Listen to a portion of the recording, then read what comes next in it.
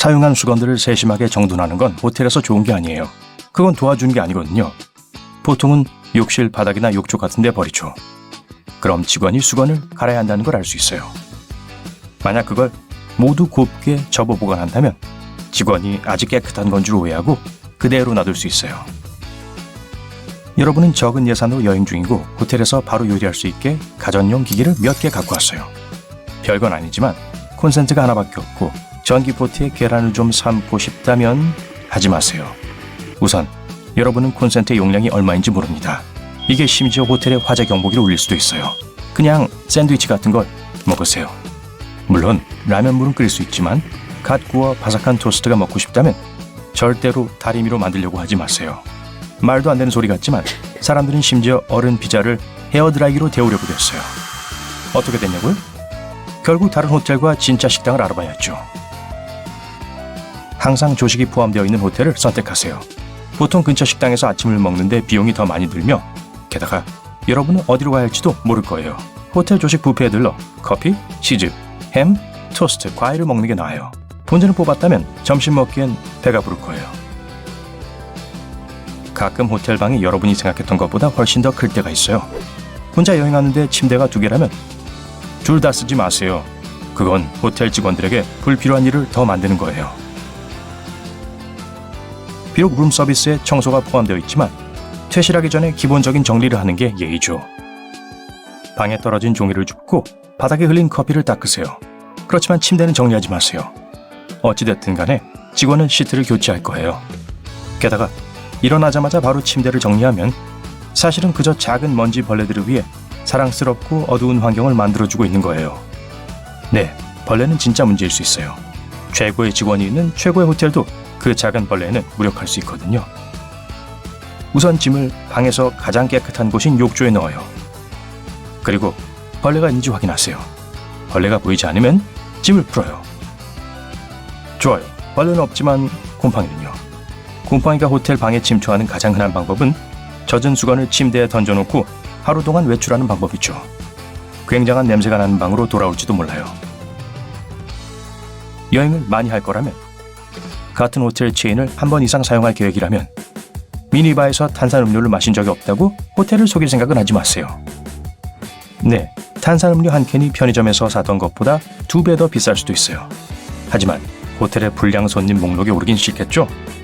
우습게 들리겠지만 그래도 호텔 방에 있는 주전자의 양말이나 다른 옷을 삶으면 안 돼요. 일부 호텔 지배인들이 그런 일이 일어나는 걸 봤다고 주장해요. 그냥 옷은 호텔 청소부에게 들려보내세요. 만약 두꺼운 베개를 베고 자는 걸 좋아한다면 프런트에 여분의 베개를 요청하세요. 소파에 있는 쿠션을 가져올 생각은 하지도 마세요. 아마 한 번도 세탁한 적이 없을 거예요. 감사 인사를 하는 것은 항상 예의 바르지만 팁을 준다면 훨씬 좋겠죠. 마지막 숙박 날에 룸서비스 팁을 남기는 것은 예의가 아니에요. 많은 사람들이 방을 청소했을 수도 있기 때문에 마지막 사람에게만 팁을 주는 건 불공평하죠. 만약 마지막 날에 팁을 남기기로 했다면 동료들과 공유할 수 있도록 메모를 함께 남기세요. 차에서 내리고 탈 때 주차 발레에게 팁을 줄 수도 있어요. 그리고 수줍어하지 말아요. 문직이나 짐꾼에게 팁을 줄 수도 있어요. 그 작은 팁들이 보탬이 될 수 있고 그들은 이런 여분의 현금에 정말 고마워할 겁니다. 호텔 방에서 재사용 가능한 물건들을 기념품 삼아 갖고 오는 것은 절대 안 돼요. 하지만 샴푸, 린스, 로션, 비누, 빗, 바느질 세트를 갖고 가는 건 괜찮아요. 이건 비상시에 여러분에게 유용할 테니까요. 다른 손님을 위해서 수건, 유리잔, 그리고 접시는 놔두세요. 방에 꿈에 그리던 목욕 가운이 있다면 항상 프런트에 가서 하나 살 수 있는지 물어볼 수 있어요. 허락도 없이 하나 가져가려고 한다면 후에 신용카드에 청구될 거예요. 그런데 호텔 수건을 발코니에서 말리지 마세요. 만약 바람에 실려 수건 중에 하나와 작별 인사를 하게 되면, 아니면 수상한 이웃이 여러분이 그 비용을 치르게 될 테니까요. 그냥 평범한 수건이지만 꽤 비쌀 수 있거든요. 프런트에 전화해서 체크아웃을 늦게 하겠다고 요청하는 것을 부끄러워하지 마세요. 호텔에겐 큰 문제가 아닐 수 있지만 여러분에겐 모든 게 달라질 수도 있거든요. 호텔에선 방에서 몇 시간 더 있게 해주면 여러분이 이 호텔을 다시 선택하거나 팁을 남길 수 있다는 걸 알고 있어요. 만약 안 된다고 하면 물어봤으니까 후회는 안 남겠죠. 퇴실할 때 직원들을 도와줄 수 있는 한 가지 일은 방을 환기시켜두는 거예요. 그 작은 일은 청소 직원들이 해야 할 가장 많은 시간 소모적인 일 중 하나이며 그들은 방을 엄청 빨리 청소해야 해요. 방이 좀 상쾌해지게 창문을 좀 열어두세요. 밖에 날씨가 엄청 더우면 에어컨을 켜놔도 돼요. 단, 이 두 가지를 동시에 하지 마세요. TV 리모컨은 책상 위에 놔두고 식기류는 식탁 위에 그리고 의자는 제자리에 넣어두세요.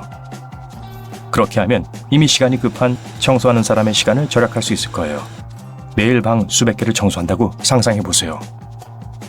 실수는 어디에서나 일어날 수 있고 실수로 컵을 떨어뜨려 깨트려도 괜찮아요. 하지만 그냥 빠져나가려고 하지 말고 프런트에 전화하세요. 그런 작은 사고에 대해 비용을 청구하지도 않을 거예요. 게다가 경영진은 청소하는 직원이 깨뜨렸다고 생각할 수도 있고 그들이 교체 비용을 지불해야 할 수도 있어요. 호텔 보상 프로그램에 참여할 기회를 절대 거절하지 마세요. 보통 무료고 첫 숙박 이후에 받을 수 있어요. 만약 여행을 많이 한다면 예약할 때마다 보너스를 주는 대형 체인점을 선택하도록 하세요. 스위트룸으로 업그레이드 받거나 더 나은 와이파이, 무료 체육관 사용, 심지어 무료 숙박 혜택을 받을 수 있어요. 김이 모락모락 나는 샤워 조심하세요. 실수로 모든 수증기를 동시에 방으로 방출한다면 호텔의 화재 경보기가 울릴 수 있어요. 호텔은 안전을 위해 그런 시스템들을 매우 민감하게 유지하고 있어요. 그러니 다음번에 욕실에 증기로 채울 땐 문을 꼭 닫으세요. 반려동물과 함께 여행한다면 호텔에 미리 알리세요. 반려동물 정책은 호텔마다 다를 수 있어요. 그리고 좀 더 특이한 반려동물을 키운다면 2번, 3번 다시 확인하세요. 반려동물 친화적인 호텔일 수 있지만 여러분의 반려동물이 공작새라면 함께 갈 수 없을 거예요. 만약 안 된다고 하면 보통 근처의 다른 호텔을 알려줄 거예요. 털복숭이 친구를 숨기는 건 좋은 생각이 아니에요. 개는 엄청 시끄러울 수 있고 고양이도 그럴 수 있죠. 공작새도요? 만약 걸리게 되면 엄청난 벌금을 물게 될 거예요. 예약 에티켓이 예전과 좀 달라졌어요. 예전엔 몇몇 호텔에 편지를 써서 머무는 것을 확인해야 했어요. 요즘은 예약 정보를 모두 휴대폰에 저장해두면 프런트 데스크의 직원들이 꽤 행복해질 거예요. 대형 호텔이라면 몇 시간 안에 수백 명의 사람들이 체크인하고 있을 수 있어요. 프런트 데스크 직원들은 대개 손님, 배달, 행사, 비상 상황, 로비를 뛰어다니는 공작새 등을 관리하고 있기 때문에 매우 바빠요. 한 가지 조언, 여러분이 갖고 있는 모든 사소한 질문으로 그들을 방해하지 마세요. 보통 침대 옆 테이블에 놓여있는 책자를 참고하세요. 답은 그곳에 있을 테니까요. 즐거운 시간 되시길 바랄게요. 호텔에 체크인하고 와이파이 연결한 후 침대에 누워 새로운 창밖 풍경을 담은 사진 15장을 올립니다. 처음에 설렘이 사라지고 난 후 대형 TV에서 수상한 불빛이 깜빡이는 것을 발견하게 됩니다. 누군가 여러분을 감시하고 있는 걸까요? 아니면 스파이 영화를 너무 많이 본 걸까요? 몰래카메라는 다양한 형태와 크기로 존재합니다. 큰 카메라는 쉽게 발견할 수 있지만 작은 카메라는 정말 은밀하고 눈에 띄지 않을 수 있어요. 가구 뒤, 장식물이나 통풍구 등 눈에 잘 띄지 않는 곳에 숨어 있을 수 있죠. 알람시계, 액자, 꽃병, 램프 등 일상적인 작은 물건을 숨길 수 있는 특수 카메라도 있습니다. 이러한 물체가 이상한 각도로 향하고 있는지 침대나 욕실을 가장 잘 볼 수 있는 위치에 있는지 확인하세요. 몰래카메라를 발견하는 가장 쉬운 방법은 모든 카메라에 렌즈가 달려있기 때문에 렌즈 반사를 찾는 것입니다. 불을 끄고 손전등, 레이저 포인터 또는 특수 무선 스파이캠 탐지기로 방안을 천천히 스캔하세요. 탐지기는 적외선 스캐닝 조명과 하나의 조명등이 함께 제공됩니다. 반사되는 빨간색 반점을 발견하면 손전등을 켜서 몰래카메라가 있는지 확인해야 합니다. 통풍구와 벽이나 천장의 다른 구멍과 틈새를 반드시 확인하세요. 일부 고급 탐지기는 카메라가 무엇을 보고 있는지 보여주기 때문에 훨씬 쉽게 발견하고 끌 수 있습니다. 하지만 이 탐지기는 전원이 켜있고 정상적으로 작동하는 카메라에서만 작동합니다. 휴대폰도 숨겨진 위협을 찾는 데 도움이 될 수 있어요. 블루투스를 켜고 주변을 걸어보세요. 알 수 없는 장치가 화면에 나타나는지 확인하세요. 또 다른 방법은 호텔에서 사용 중인 와이파이 네트워크에 연결된 모든 장치를 보여주는 네트워크 스캐너 앱을 설치하는 것입니다. 스캔이 완료되면 목록에서 IP 카메라 또는 캠과 같은 장치가 있는지 살펴보세요. 또한 휴대폰을 셀카 모드로 설정하고 조명을 끄고 커튼을 닫은 다음 화면에 초점을 맞추면서 천천히 방안을 둘러보세요. 화면에 보라색 또는 흰색 조명을 주시하세요. 탐정놀이를 좀 더 해보려면 친구나 가족에게 전화를 걸어 방안을 걸어보세요. 몰래카메라는 일종의 무선 주파수를 방출해야 합니다. 전화통화 신호를 방해할 가능성이 높아요. 방의 특정 구역에서 통화하는 동안 이상한 소리가 들리기 시작하면 주의 깊게 살펴보세요. 전등, 스위치, 전기 콘센트, 램프 및 평소에는 주의를 기울이지 않는 물체를 확인하세요. 약간 삐뚤어져 있거나 구멍이 나 있거나 위치가 잘못 되어 있다면 누군가 손댔다는 신호일 수 있습니다. 많은 스파이 장치에는 전선이 필요하며 누가 설치하든 전선을 비닐 바닥판 뒤에 숨겨야 합니다. 그렇기 때문에 바닥과 벽이 만나는 곳도 확인해야 하는 또 다른 곳이에요. 울퉁불퉁하거나 변색된 부분은 마이크가 숨어있다는 신호일 수도 있습니다. 동전보다 크지 않더라도 천장과 벽에 있는 반점도 마찬가지입니다. 몰래카메라나 의심스러운 물건을 발견하면 주저하지 말고 호텔 관리팀이나 예약 서비스 알려주세요. 직접 기기를 만지거나 옮기려고 하지 마세요. 호텔 측에서 모든 사실을 부인하는 경우 현지 경찰에 연락하세요. 방에 카메라가 있는지 스캔한 후에는 거울을 확인하세요. 누군가 반대편에서 여러분을 지켜보고 있을 수 있어요. 먼저 거울이 벽에 내장되어 있는지 또는 조절이 가능한지 확인하세요. 거울이 반투명하면 벽에 내장되어 있는 겁니다. 간단한 테스트를 통해 거울을 확인할 수 있어요. 손가락 끝을 유리에 대고 손가락을 떼어낼 때 지문이 남을 정도로 세게 누르세요. 지문을 관찰하세요. 지문과 유리가 있어야 할 곳에 거울 사이에 작은 틈이 있다면 그냥 거울이에요. 반투명 거울에는 틈이 없습니다. 거울이 반투명인지 확인하는 또 다른 방법은 두드리는 거예요. 반대편에서 누군가가 나를 보고 있다면 거울에서 텅 빈 소리가 날 거예요. 이중 거울은 내 쪽보다 반대편에 더 밝은 조명이 필요합니다. 거울에 가까이 다가가서 양손으로 눈을 가리세요. 거울 뒤에 빛이 보이나요? 그렇다면 원치 않는 관객이 있을 수 있어요. 방을 나가거나 잠자리에 들기 전에 모든 문이 단단히 잠겨 있는지 확인하세요. 모든 문이란 방으로 들어가는 입구뿐만 아니라 테라스로 통하는 문도 의미합니다. 휴대용 도어록을 사용하면 보안을 더욱 강화할 수 있어요. 작은 DIY 프로젝트로 문고리에 벨트나 가방끈을 감아도 좋아요. 버클을 채우고 여러 번 감아 보호 기능을 강화하세요. 자려고 할 때 문 옆에 피라미드 모양으로 물건을 쌓아두는 것도 좋은 아이디어입니다. 유리컵과 머그잔이 제격입니다. 잠자는 동안 누군가가 방 안으로 들어오려고 하면 요란한 소음이 발생할 거예요. 침입자는 조용한 걸 선호하기 때문에 금품을 훔치는 것을 바로 포기할 가능성이 높습니다. 귀중품을 가지고 여행할 때 방에 두는 것이 불편하면 객실 내 금고에 보관할 수 있습니다. 하지만 금고는 물리적 자물쇠 대신 비밀번호를 사용하기 때문에 만일의 경우를 대비해 호텔 직원이 마스터 코드를 알고 있어야만 잠금을 해제할 수 있어요. 따라서 대신 개인 금고를 사용할 수 있어요. 예를 들어 아마존에서 책처럼 생긴 금고를 구할 수 있어요. 튼튼한 금속과 질감이 있는 종이로 만들어져 있습니다. 번호 자물쇠가 달려있고 여권, 현금, 귀금속을 넣을 수 있는 충분한 공간이 있어요. 노트북을 방에 두고 와야 되는데 누군가 데이터를 훔치기 위해 USB 드라이브를 꽂지 못하도록 하려면 다음과 같이 하세요. USB 포트 옆에 물병이나 다른 물건을 놓아두세요. 거리를 측정하세요. 엄지손가락 한마디 정도라고 가정해 볼게요. 누군가 노트북에 장치를 연결하려면 물병을 옮겨야 합니다. 한 걸음 더 나아가 노트북과 병행하게 펜을 특정 각도로 놓을 수 있습니다. 스마트워치나 나침반 앱을 사용하여 휴대폰으로 각도를 측정할 수 있어요. 누군가 움직이면 알 수 있죠. 방해하지 마세요 표지판 같은 간단한 물건으로 자리를 비운 사이에 누군가 방에 들어왔는지 파악할 수 있어요. 급하게 외출하다가 실수로 문과 문틀 사이에 표지판이 끼인 것처럼 보이게 하세요. 다시 돌아왔을 때 표지판이 정상으로 걸려있다면 누군가 이를 무시하고 방해를 시도한 것이 틀림없어요. 이 경우 리셉션에 연락하여 안전을 위해 함께 방에 들어갈 사람을 보내달라고 요청할 수 있습니다. 소지품과 개인 안전만큼이나 객실 청결도 중요하게 생각한다면 여기 팁이 있어요. 호텔 객실 청소 직원은 보통 8시간 교대 근무에 최대 20개의 객실을 관리해야 합니다. 즉 객실 청소에 할애할 수 있는 시간은 30분이 채 되지 않아요.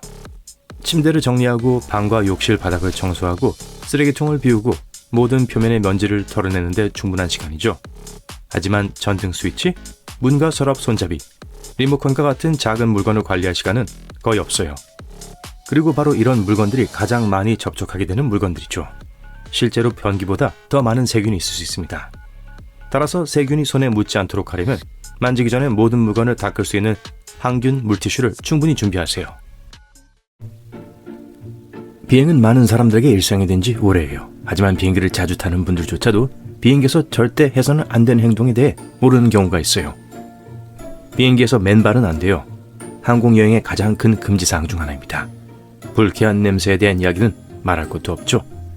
수백 명의 승객이 한꺼번에 신발과 양말을 벗는 모습을 상상해 보세요. 비행기 바닥은 매우 더러워요.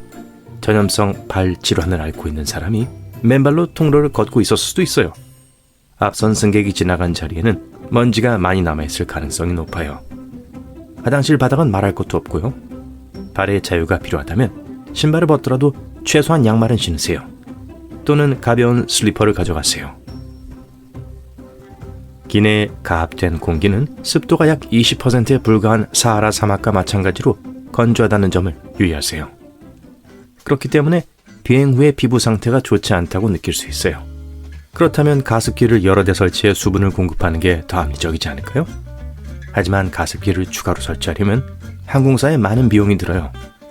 또한 비행기의 기체는 대부분 알루미늄과 기타 금속으로 만들어져 습한 공기는 부식을 일으킬 수 있어요. 그러니 보습제를 지참해서 비행 중에 사용하는 것을 잊지 마세요.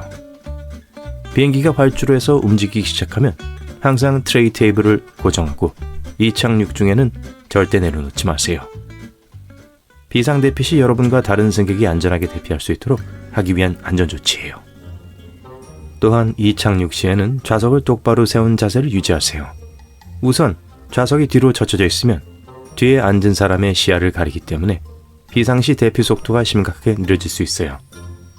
또한 뒤로 많이 기울어질수록 비상 착륙 시 안전벨트 자세를 취하기가 더 어려워져요. 이착륙 중이나 착륙 직후에는 잠을 자지 않도록 하세요. 우선 건강에 좋지 않아요.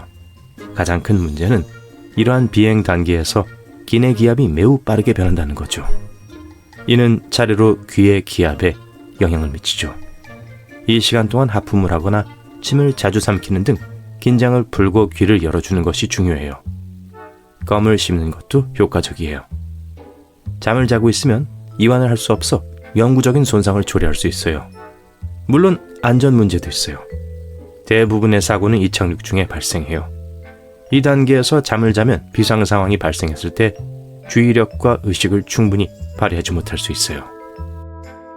다음 권장사항은 미국 환경보호국 EPA에서 발표한 내용이에요. 이 기관에 따르면 기내에서 뜨거운 음료를 마시지 않는 것이 좋다고 해요. 차나 커피를 만드는 데 사용되는 물은 병에서 나오는 물이 아니에요. 일반 수돗물이에요. 그리고 비행기의 물탱크는 오래돼서 박테리아가 가득한 경우가 많아요. 2004년에는 물 샘플의 12% 이상에서 해로운 박테리아가 발견됐다는 연구 결과도 있었어요. 그래도 기내에서 뜨거운 음료를 마시고 싶다면 절대로 혼자서 커피나 차를 따르지 마세요. 승무원은 붐비는 비행기의 복잡한 통로에서 이러한 작업을 처리하도록 훈련받았기 때문에 실수로 본인이나 다른 승객에게 화상을 입히지 않을 거예요. 비행기에서는 콜라를 주문하지 않는 것이 좋아요. 기내 기압이 매우 낮기 때문에 거품이 많이 발생해요. 명백한 이유로 승무원은 거품이 가득한 컵을 제공하기를 원하지 않아요. 그래서 컵의 절반만 채우고 거품이 가라앉을 때까지 기다렸다가 따르는 거예요. 시간이 오래 걸릴 수 있겠죠. 통풍구를 열어두세요.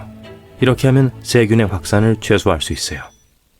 비행기는 고품질의 공기 필터가 장착돼 있어 공기 중 세균을 99%까지 잡아내요. 따라서 기내에서는 안전할 거예요. 하지만 트레이 테이블은 꼭 닦아두세요. 화장실 문 내리기 버튼보다 8배나 많은 박테리아가 있는 기내에서 가장 더러운 곳입니다. 창가 좌석이 있는 경우 창문에 머리를 기대는 것도 피해야 할 행동이에요. 누가 먼저 자리를 차지했는지 알 수 없고 어쨌든 유리에 세균이 묻어있을 가능성이 높아요. 기내에서 뒷굽이 없는 샌들과 하이를 신지 않기로 해요. 네, 명심하겠습니다. 이러한 요청에는 매우 심각한 안전상의 이유가 있어요. 이 두 가지 유형의 신발은 항공기에서 신속하게 대피하는 것을 매우 어렵게 만들어요. 하이를 신었을 땐 대피 시 승무원이 비상 슬라이드를 사용할 경우를 대비해 하이를 두고 가셔야 돼요. 하이힐은 미끄럼틀을 손상시킬 가능성이 매우 높거든요. 이제 스스로에게 물어보세요. 정말 맨발로 비행기에서 도망치고 싶으신가요? 제가 대답해 드릴게요. 아니요. 대신 밑창이 단단한 튼튼한 신발을 신으세요. 이렇게 하면 신발 없이 뜨거운 활주로나 잡초밭에 서 있을 일은 없을 거예요. 머리 위 칸에 무거운 물건을 넣지 마세요. 난기류가 심할 때는 물건이 내부에 고정되지 않을 수 있고 물건이 떨어지면서 승객과 다른 승객에게 부상을 입힐 수 있어요. 따라서 머리 위 칸에 물건을 넣는 것이 어렵다면 옆 좌석이나 다른 곳에 두는 것이 좋아요. 하드 랜딩에 대해 조종사를 탓하지 마세요. 악천 후에 이런 일이 발생하면 의도적인 것일 수 있어요. 활주로가 물이나 눈으로 덮여 있는 경우 비행기는 수증을 깨뜨리고 수중 착륙을 방지하기 위해 세게 착륙해야 돼요. 그렇지 않으면 물이 윤활유 역할을 해서 비행기가 제동이나 다른 어떤 제어에도 반응하지 못할 수 있어요. 비상 상황이 아닌데 비상 슬라이드를 설치하는 것은 매우 나쁜 생각이에요. 몇 시간씩 재현될 수 있고 손상되지 않은 슬라이드를 다시 컨테이너에 포장하는데 수천 달러의 비용이 들 수 있어요. 왜 그런 행동을 할까요? 어떤 사람들은 비행기에서 더 빨리 내리는데 도움이 될 것 이라고 생각하기 때문일 텐데요. 바보 같은 생각이에요. 그러지 마세요. 그런 식으로 일이 진행될 거라는 생각을 버리세요. 이착륙 시 창문 가리개를 열라는 승무원의 지시를 무시하지 마세요. 그건 승무원이 밖에서 일어나는 상황을 확인하고 상황을 평가해서 신속하게 대피할 수 있게 하기 위함이에요. 예를 들어 한 출구 바깥에서 화재가 발생하면 승무원은 승객을 다른 출구로 안내해요. 스프레이형 데오드란트나 면도 크림은 비행 중 폭발할 위험 때문에 기내 반입이 금지되어 있으니 휴대 수화물에 넣지 마세요. 스틱형 데오드란트를 선택하는 것이 훨씬 더 좋아요. 또한 보조 배터리는 위탁 수화물에 넣어서는 안 돼요. 보조 배터리를 기내에 반입하려면 용량이 2만 mAh를 넘지 않아야 돼요. 또한 비행 중에는 불이 붙을 수 있으니 사용하지 마세요. 일반적으로 리튬 배터리는 안전하게 사용할 수 있어요. 하지만 고에너지이기 때문에 주위에서 취급하지 않거나 잘못 사용하거나 제조상의 결함이 있는 경우 화재가 발생할 수 있어요. 이러한 배터리는 기내에서뿐만 아니라 지상에서도 꽤 많은 화재의 원인이었죠. 공항 스캐너는 건강에 해를 끼치지 않으니 걱정하지 마세요. 반면 공항 직원들은 특수 복장 없이는 스캐너 근처에 머물 수 없어요. 수화물 스캐너 옆을 지나갈 때도 위험은 최소화돼요. 그리고 마지막 하나, 기내에서 바보처럼 행동하지 마세요. 예의 바르게 행동하세요. 분명 다들 잘 하실 테지만요. 또한 절대 혼자서 비행기에 착륙하려고 시도하지 마세요. 웃지 마세요. 농담 아니에요. 영화에서 조종사에게 무슨 일이 생겨서 비행기를 착륙시키지 못하는 장면이 종종 나오죠. 그때 아주 숙련된 주인공이 게임을 시작합니다. 안타깝게도 현실에서는 거의 불가능에 가까워요. 천재적이고 실제 항공기 모델과 100% 일치하는 컴퓨터 시뮬레이터를 좋아하고 지상의 모든 지시를 따를 준비가 된 사람이라도 스트레스라는 단순한 측면으로 인해 실패할 가능성이 높아요.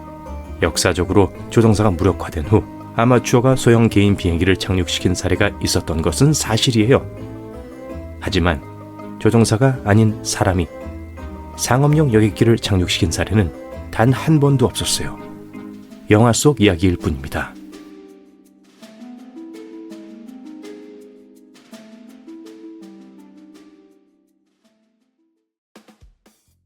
많은 공항의 게이트 구역에는 카펫이 깔려 있습니다. 이러한 비례는 보통 낮은 천장, 편안한 좌석, 기분 좋고 자연 조명 등 몇 가지 다른 혜택과 함께 제공되죠. 이 모든 것이 공항 입장에서는 더 많은 비용이 들고 카펫은 단단한 바닥만큼 청소하기가 쉽지 않지만 이런 시설은 비행기를 기다리는 승객들에게 아늑한 느낌을 주고 더 편안하게 해줍니다. 하지만 이것은 단지 공항의 호의적인 제스처가 아니에요. 한 조사에 따르면 편안한 승객은 상점을 둘러보고 라운지 구역이나 연쇄 구역에서 실제로 무언가를 구매할 가능성이 약 7에서 10% 더 높다고 해요. 그래서 승객들의 편안함에 투자함으로써 공항은 실제로 소득을 늘리는 거죠. 여러분이 비행기에 탑승하고 있는 동안 짐이 어떻게 되는지 알고 싶다면 간단히 말해서 공항 직원들은 일단 짐이 자신의 영역을 떠나면 알지도 못하고 신경도 쓰지 않습니다. 수화물은 자동으로 분리돼요. 스캐너가 바코드를 스캔하고 목적지에 따라 수화물을 분류해요. 공항 수화물 담당자의 세 가지 주요 업무는 체크인 구역에서 게이트로 짐을 옮기는 것, 연결될 때 게이트에서 게이트로 옮기는 것, 그리고 공항에서 수화물 찾는 곳으로 짐을 옮기는 것입니다. 그게 전부예요. 그래서 짐이 충분히 빨리 이동하지 않으면 연결 항공편이 늦을 수 있어요. 정반대로 출입국 관리에서 시간이 지체되면 가방은 여러분이 도착하기 전에 목적지에 도착해요. 만약 다른 목적지가 표시된 오래된 스티커를 떼어내지 않으면 또 다른 문제가 발생할 수 있습니다. 이 경우 스캐너가 짐을 엉뚱한 곳으로 보낼 수 있어요. 대부분의 공항은 승객을 위한 음식이 준비되는 거대한 부엌을 갖추고 있습니다. 이 주방에서는 보통 여러 항공사의 음식을 한꺼번에 요리해요.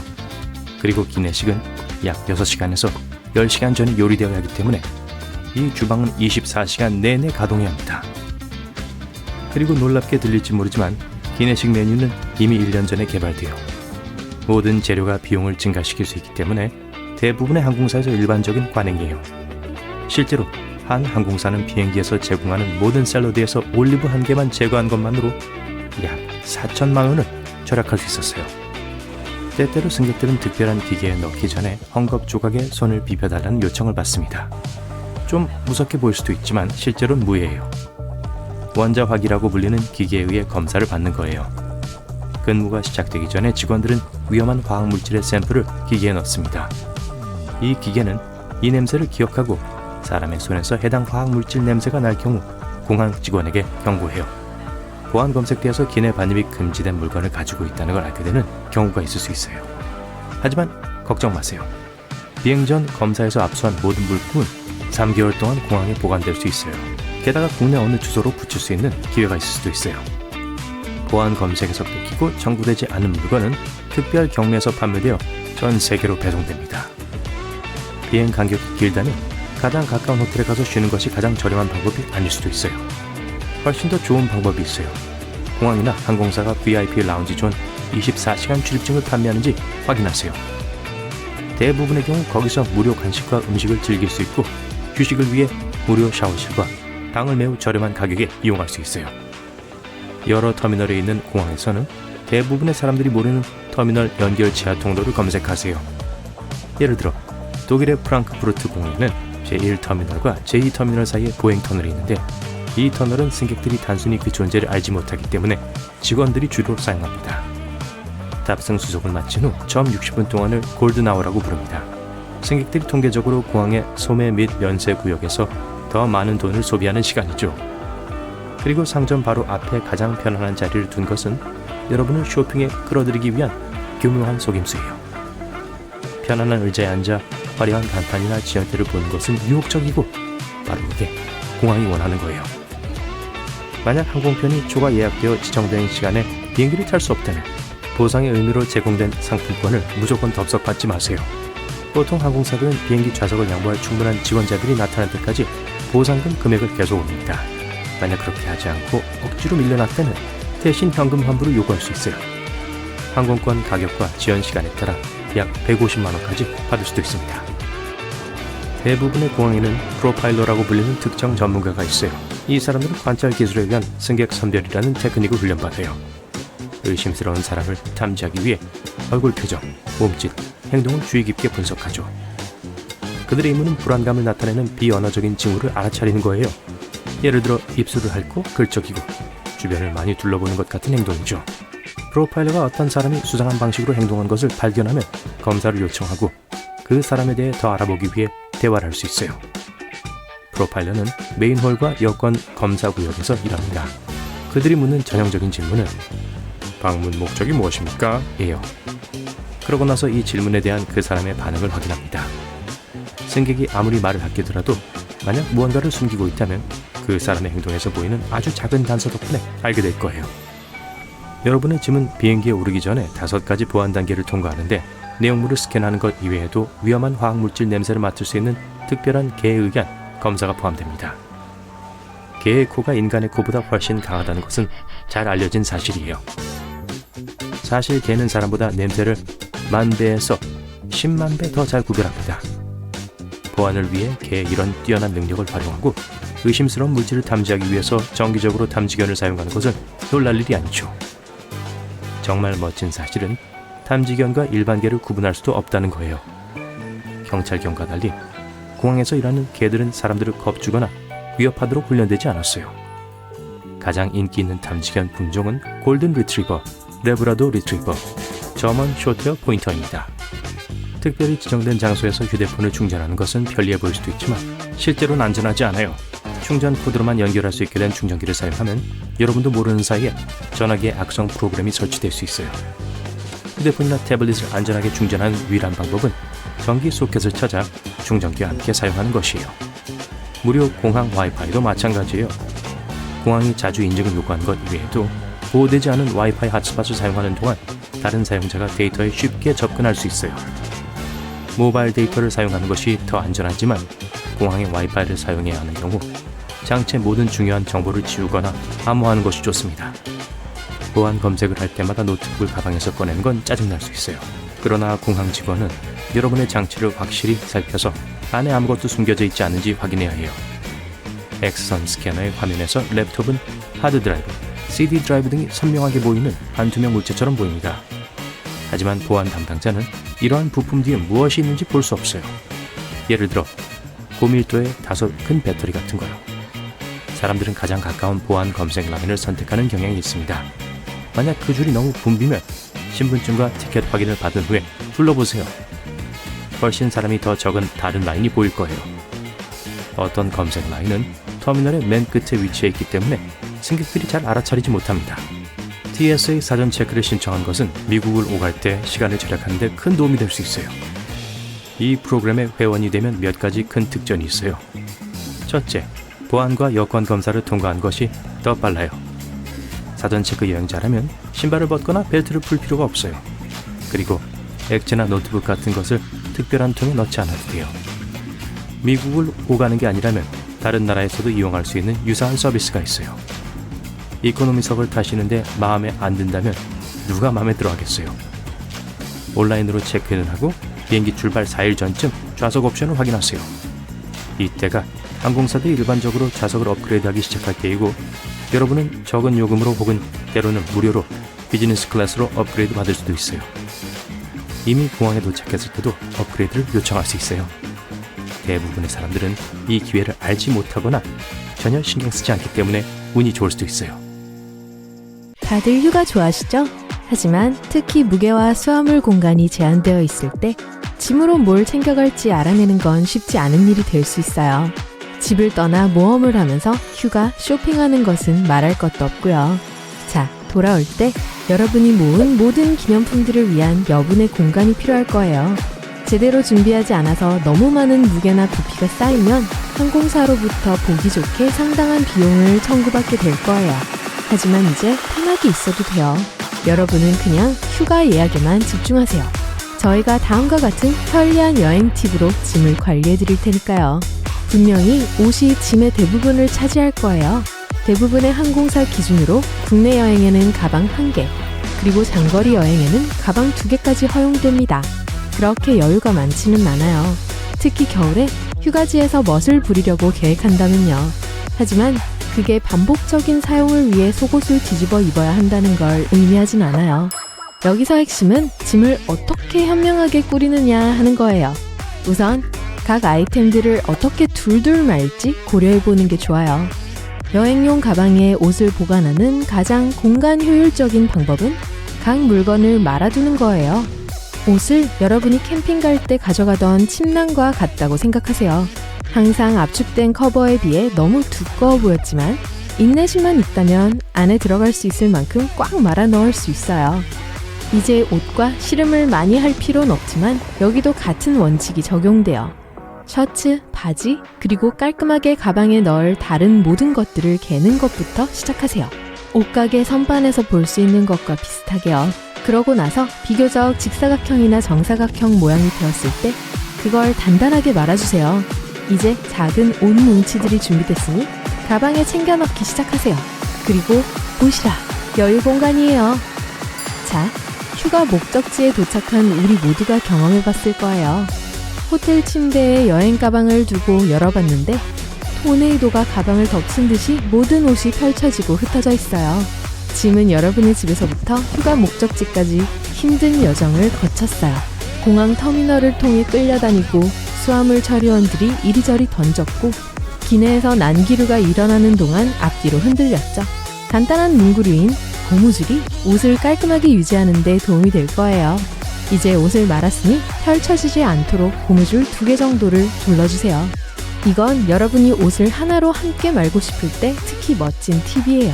아마도 여러분이 휴가지에서 멋지게 입고 싶은 머리부터 발끝까지의 청청 패션이 있을지도 몰라요. 전처럼 옷을 접은 다음 이상적인 의상에 다양한 아이템들을 서로 겹겹 쌓아 올리세요. 그걸 하나로 말아서 고무밴드를 사용해서 함께 묶어주세요. 비행기를 타기 전에 미리 그날그날의 복장을 결정할 수 있어요. 하지만 여전히 옷을 개는 걸 선호할 수도 있어요.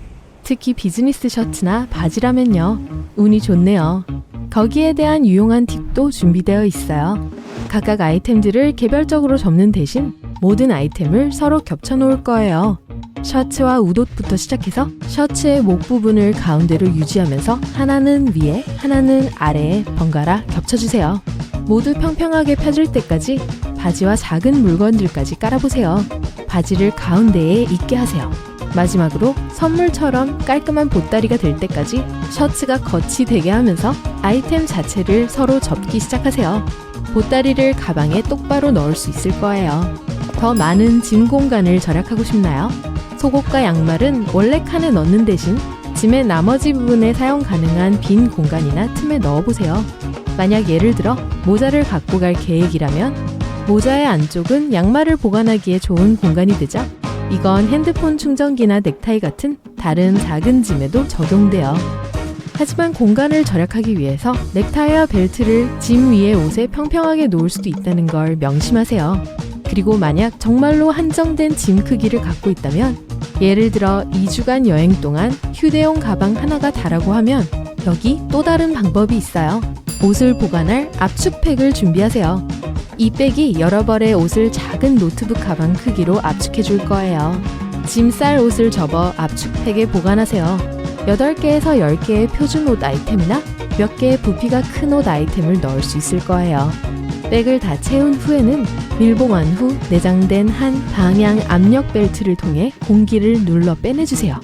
가장 쉬운 방법은 그걸 굴리는 거예요. 그리고 지금쯤이면 여러분은 옷 말기 달인이 되어 있겠죠? 또는 압력을 주기 위해 무릎을 쓰세요.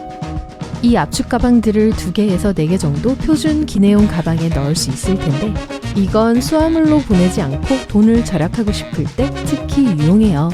그리고 백앤잇에 모아두면 더 많은 옷을 갖고 탑승할 수 있어요. 이 팁의 가장 좋은 점은 비행 중에 머리를 얹을 수 있는 편안한 베개 역할도 겸한다는 거예요. 만약 공간이 좀 더 있다면 물건을 정리하는 또 다른 좋은 방법은 포장용 큐브를 쓰는 거예요. 압축 가방만큼 공간 효율적이진 않을 수 있지만 많은 여행자들이 더 깔끔하고 잘 정돈된 짐 싸기를 위해 그걸 선호해요. 바지 종류와 상의 종류처럼 옷이나 의상을 종류별로 구분하는 걸 좋아할 수도 있겠네요. 대부분의 온라인 소매 서비스와 여행 및 캠핑 매장에서 포장용 큐브를 쉽게 구입할 수 있어요. 또 하나 이상의 신발을 위해 특별히 고안된 포장용 큐브도 있어요. 신발이 짐에서 차지할 공간을 압축할 수 있고 깨끗한 옷에 신발이 닿지 않도록 하는 좋은 방법이에요. 웃옷에서 발냄새가 나길 원하는 사람은 없을 테니까요. 만약 여전히 모든 물건들을 여행 가방에 넣으려고 고군분투하고 있다면 추가 비용 없는 추가 무게를 위해 쓸 수 있는 몇 가지 팁이 더 있어요. 가장 분명한 것은 여러분의 몸을 사용하는 거예요. 맞아요. 레이어드해 입을 차례예요.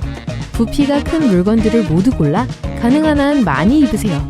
바지 안에 반바지를 입거나 스웨터, 재킷, 코트 같은 겨울옷을 여러 겹 겹쳐 입을 수 있어요. 땀이 조금 날 수 있지만 대부분의 공항과 비행기에는 에어컨이 잘 되어 있고 비행기에 탑승한 후에는 항상 몇 겹의 옷을 벗을 수 있어요. 적어도 구름 속에서 진짜로 추워지면 따뜻하게 입을 수 있는 옷은 있겠네요. 그 모든 옷을 겹겹이 껴입고 싶지 않다면 무료로 비행기에 갖고 탈 수 있는 또 다른 종류의 가방이 있어요. 공항 내 아무 면세점에서 면세 가방을 사세요. 다음번에도 쓸 수 있게 갖고 있을 수도 있어요. 여분의 물품을 모두 면세 가방에 보관해 추가 비용 없이 비행기에 갖고 타세요. 여러분이 어떤 종류의 가방을 사용하고 있는지를 고려하는 것도 중요해요. 더 중요한 것은 무게가 얼마나 나가는지고요. 대부분의 사람들이 항공사에서 허용되고 있는 표준 7kg의 여행 가방에 실제 무게가 포함되어 있다는 사실을 잊어요. 가방 자체 무게만으로도 종종 2에서 3kg까지 나갈 수 있어요. 가방만으로도 무게를 많이 차지하죠. 그러니 가방을 살 때 얼마나 무거운지도 고려하세요. 가벼운 가방을 선택하면 가져가고 싶은 물건을 넣을 수 있는 공간이 넓어져요. 이 유용한 팁들 중 몇 가지를 고수하면 짐 넣을 자리도 충분할 거고 휴가 때 쓸 여윳돈도 더 많아질 거예요. 즐거운 비행하세요. 탑승권에 SSSS라는 글자가 있으면 걱정해야 하나요? 난기류보다 훨씬 더 위험한 건 뭘까요?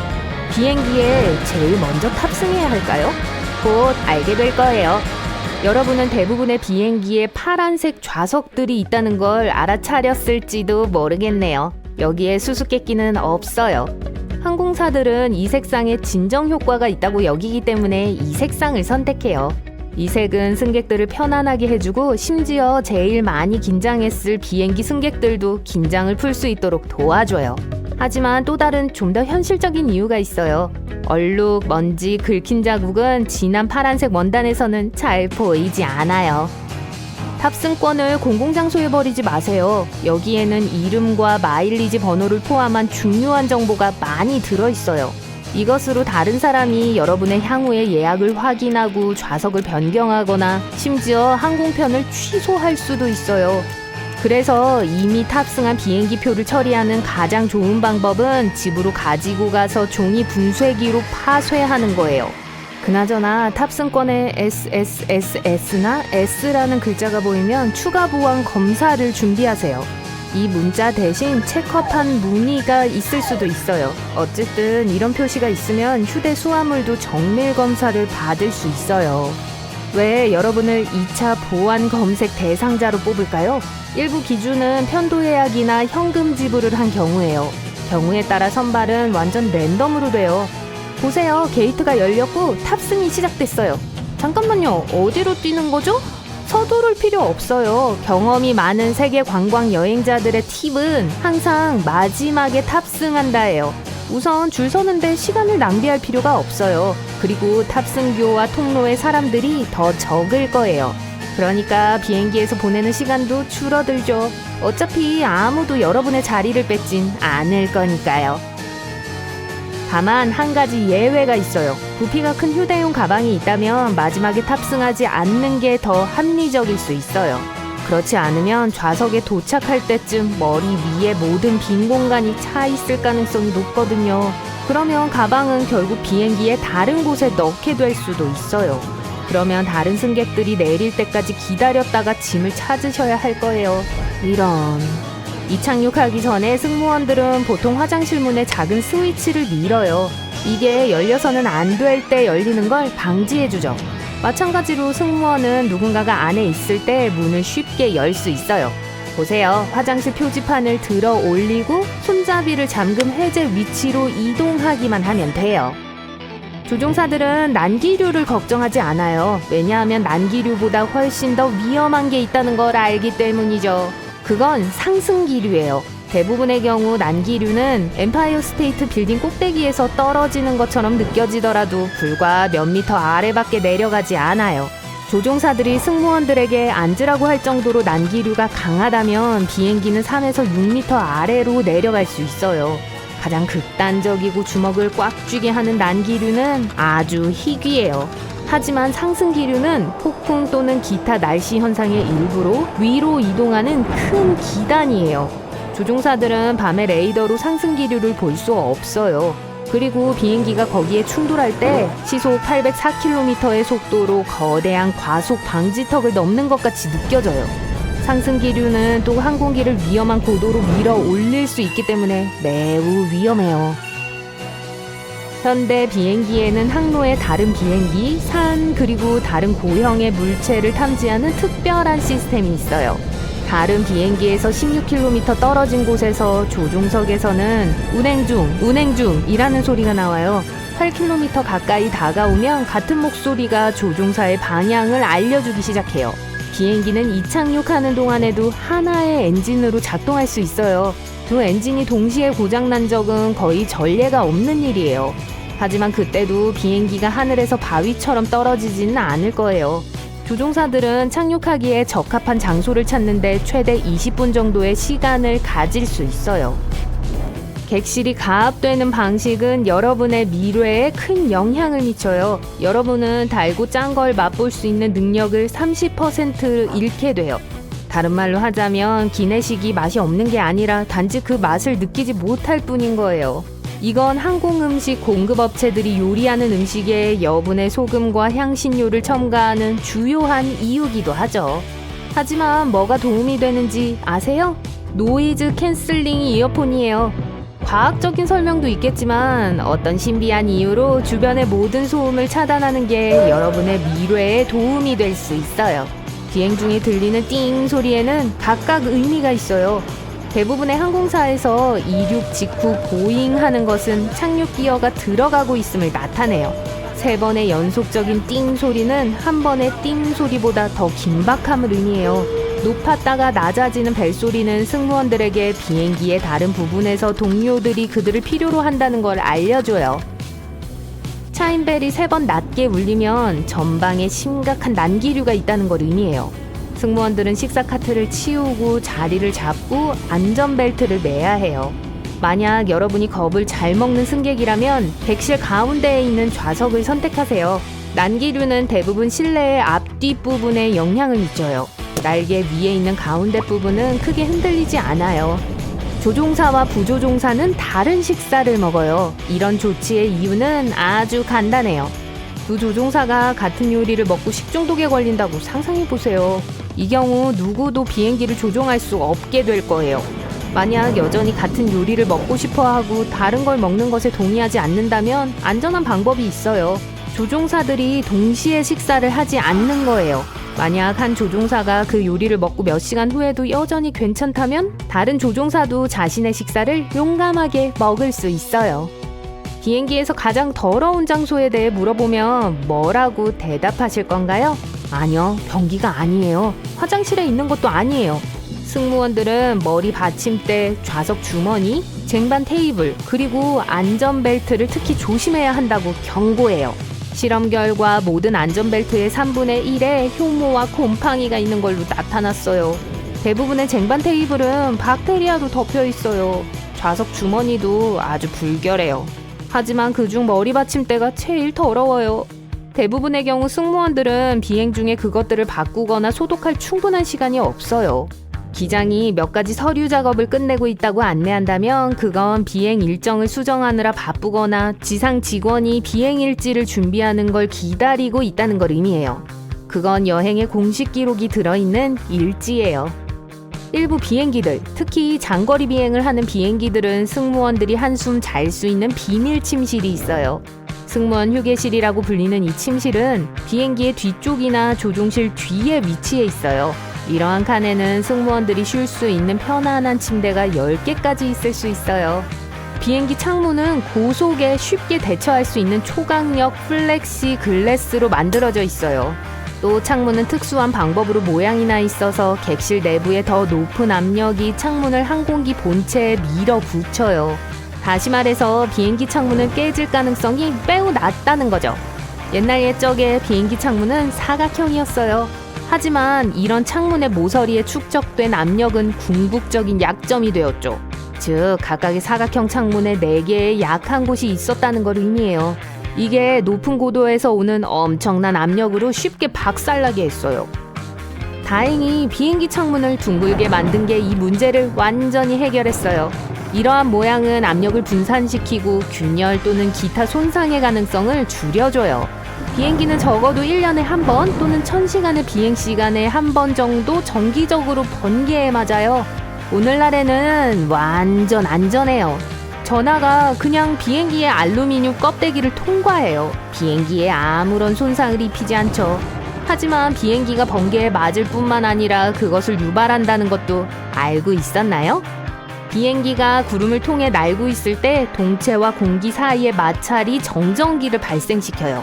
가끔 그게 번개를 일으킬 수 있어요. 우선 세균이 어디에나 있고 사람들이 세균을 제거하는 것은 불가능하다는 걸 이미 알고 계실 거예요. 이 작은 생명체들은 우리의 면역 체계를 훈련시킵니다. 우리의 유기체가 끊임없이 박테리아를 상대하고 보호 기술을 향상할 때 우리는 더 강해집니다. 그러니까 이제 보게 될 것에 대해 걱정하지 마세요. 박테리아와 미생물이 좋아하는 장소 중 하나인 호텔 객실에 오신 것을 환영합니다. 네, 호텔방은 매우 깨끗해 보이지만 어떤 면에서는 쓰레기 더미보다 더 위험합니다. 쓰레기 매립장에는 모든 것이 더럽고 무엇이든 만지는 것을 두려워합니다. 하지만 호텔방의 먼지는 거의 보이지 않아요. 세균이 여기서 여러분을 기다리고 있습니다. 게다가 아주 많아요. 첫 번째 문제는 이미 엘리베이터에서 나타납니다. 패널의 버튼들은 다양한 박테리아로 가득 차 있습니다.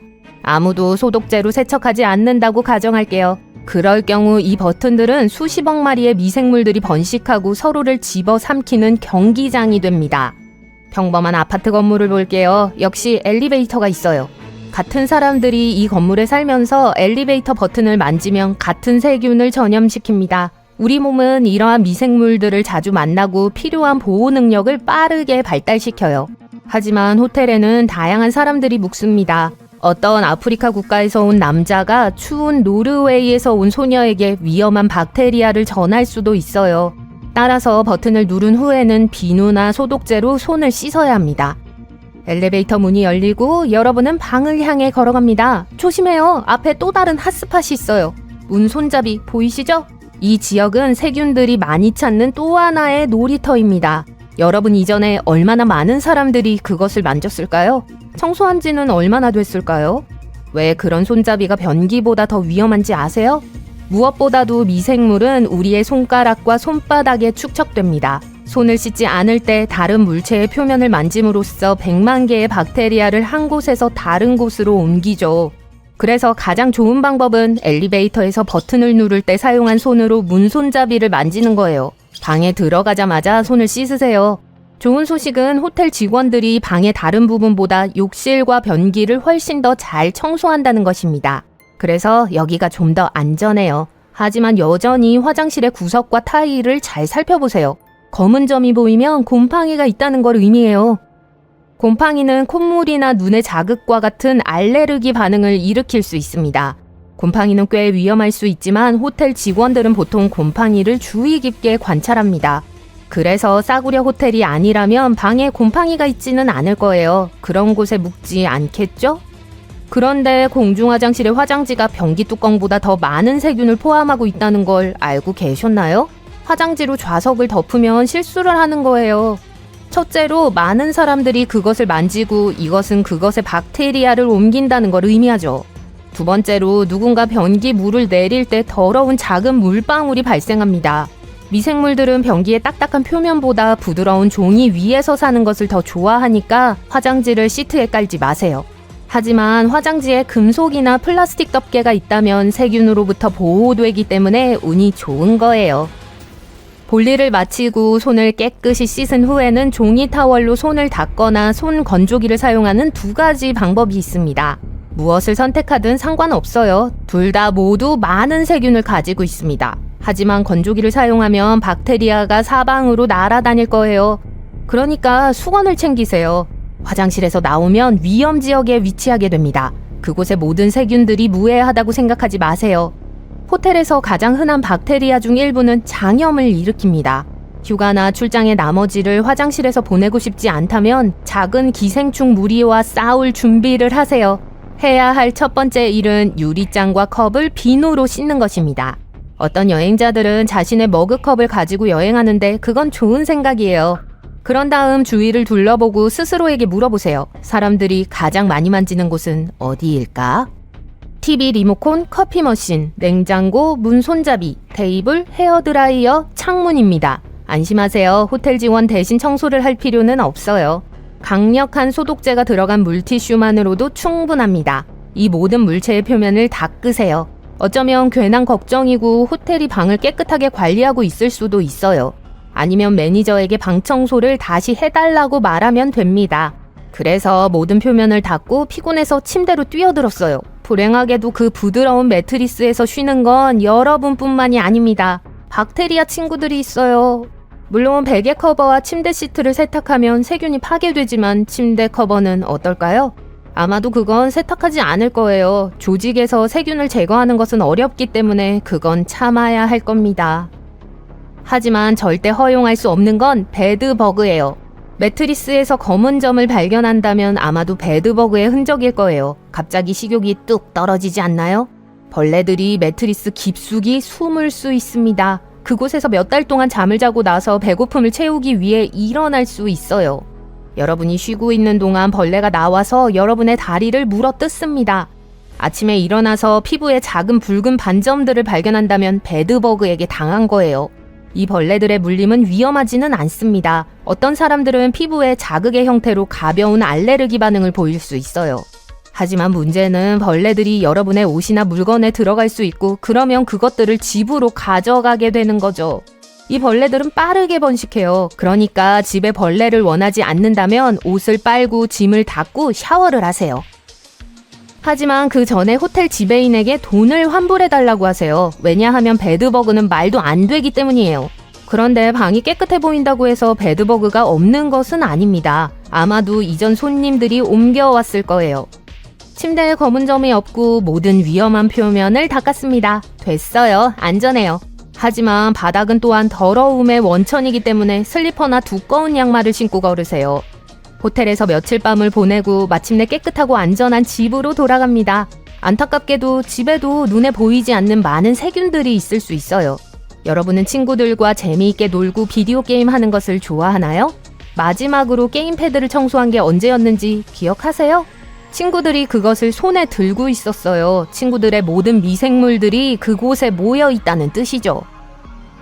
주방 도마 얼마나 철저히 씻으세요? 특히 고기와 야채를 썰고 난 후 물로 헹구는 것만으로는 충분하지 않습니다. 예를 들어 호박을 자르면 호박의 세균이 표면에 달라붙을 거예요. 여러분은 재빨리 보드를 씻어서 제자리에 다시 놓게 됩니다. 하지만 세균은 사라지지 않았어요. 여전히 표면에 단단히 붙어있고 여러분이 빵을 자르기를 기다리고 있죠. 그 다음에 음식 위에 묻어서 여러분 뱃속으로 들어갈 거예요. 아직도 식욕이 떨어지지 않았나요? 또 다른 위험한 곳은 설거지 스펀지입니다. 좋은 세제를 사용하더라도 세균은 여전히 그곳에 축적됩니다. 세균을 없애는 가장 좋은 방법은 일주일에 한 번 스펀지를 바꾸는 거예요. 이제 박테리아의 천국을 보실 수 있어요. 이상적인 시원한 온도와 신선한 것부터 상한 것까지 많은 음식이 있는 곳. 네, 냉장고예요. 거기에 여러분은 슈퍼마켓에서 가져온 제품을 넣습니다. 수백 명의 사람들이 그걸 손으로 만지고 수백만 개의 세균을 남겼을 수 있어요. 그러니까 냉장고를 자주 청소하는 걸 잊지 마세요. 또한 날 스테이크의 세균은 빨리 증식하고 상하니까 포장된 제품으로부터 고기를 멀리하세요. 아마도 지금쯤 건강을 지나치게 염려하고 계실 거예요. 그렇다면 처음에 말씀드렸던 걸 기억하세요. 제가 말했죠? 세균은 어디에나 있어요. 구석을 확인해보세요. 침대 밑에도요. 잠깐, 저기 숨어있는 건 뭐죠? 호텔은 마치 내 집 같은 곳이어야 하죠. 하지만 어떤 비밀이 숨겨져 있는지 아세요? 어떤 직원이나 매니저도 여러분에게 알려주지 않을 것들이 여기 있어요. 일부 호텔 주인들은 숫자 13을 아주 미신적으로 믿거나 손님들이 그럴 수도 있다는 걸 알고 있어요. 어떤 경우든 13호실이나 13층 전체가 완전 없는 경우를 발견할지도 몰라요. 아시아에서 숫자 4도 마찬가지예요. 만약 생일, 기념일, 결혼식이 있다면 추가 요금 없이 쉽게 업그레이드된 방을 얻을 수 있어요. 그냥 미리 전화해서 다가오는 행사에 대해 알려주세요. 여러분은 침대에 얼룩이나 벌레가 있는지 확인하는 걸 수도 있지만 방에서 가장 더러운 TV 리모컨을 관가하고 있을 수도 있어요. 이건 손님들이 쓰고 나서 소독하지 않아요. 사용하기 전에 샌드위치 비닐봉지에 넣으세요. 그 방에 다른 더러운 것들이 많지만 그건 나중에 다룰게요.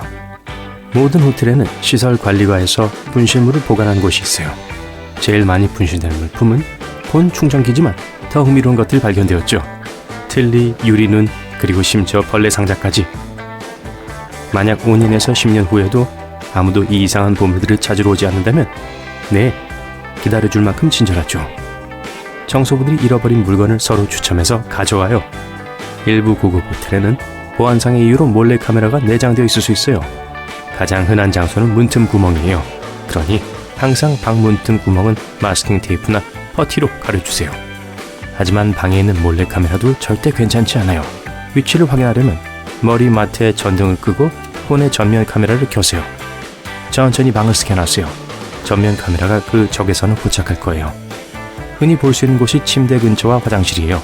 그러니 그 부분을 철저히 확인하세요.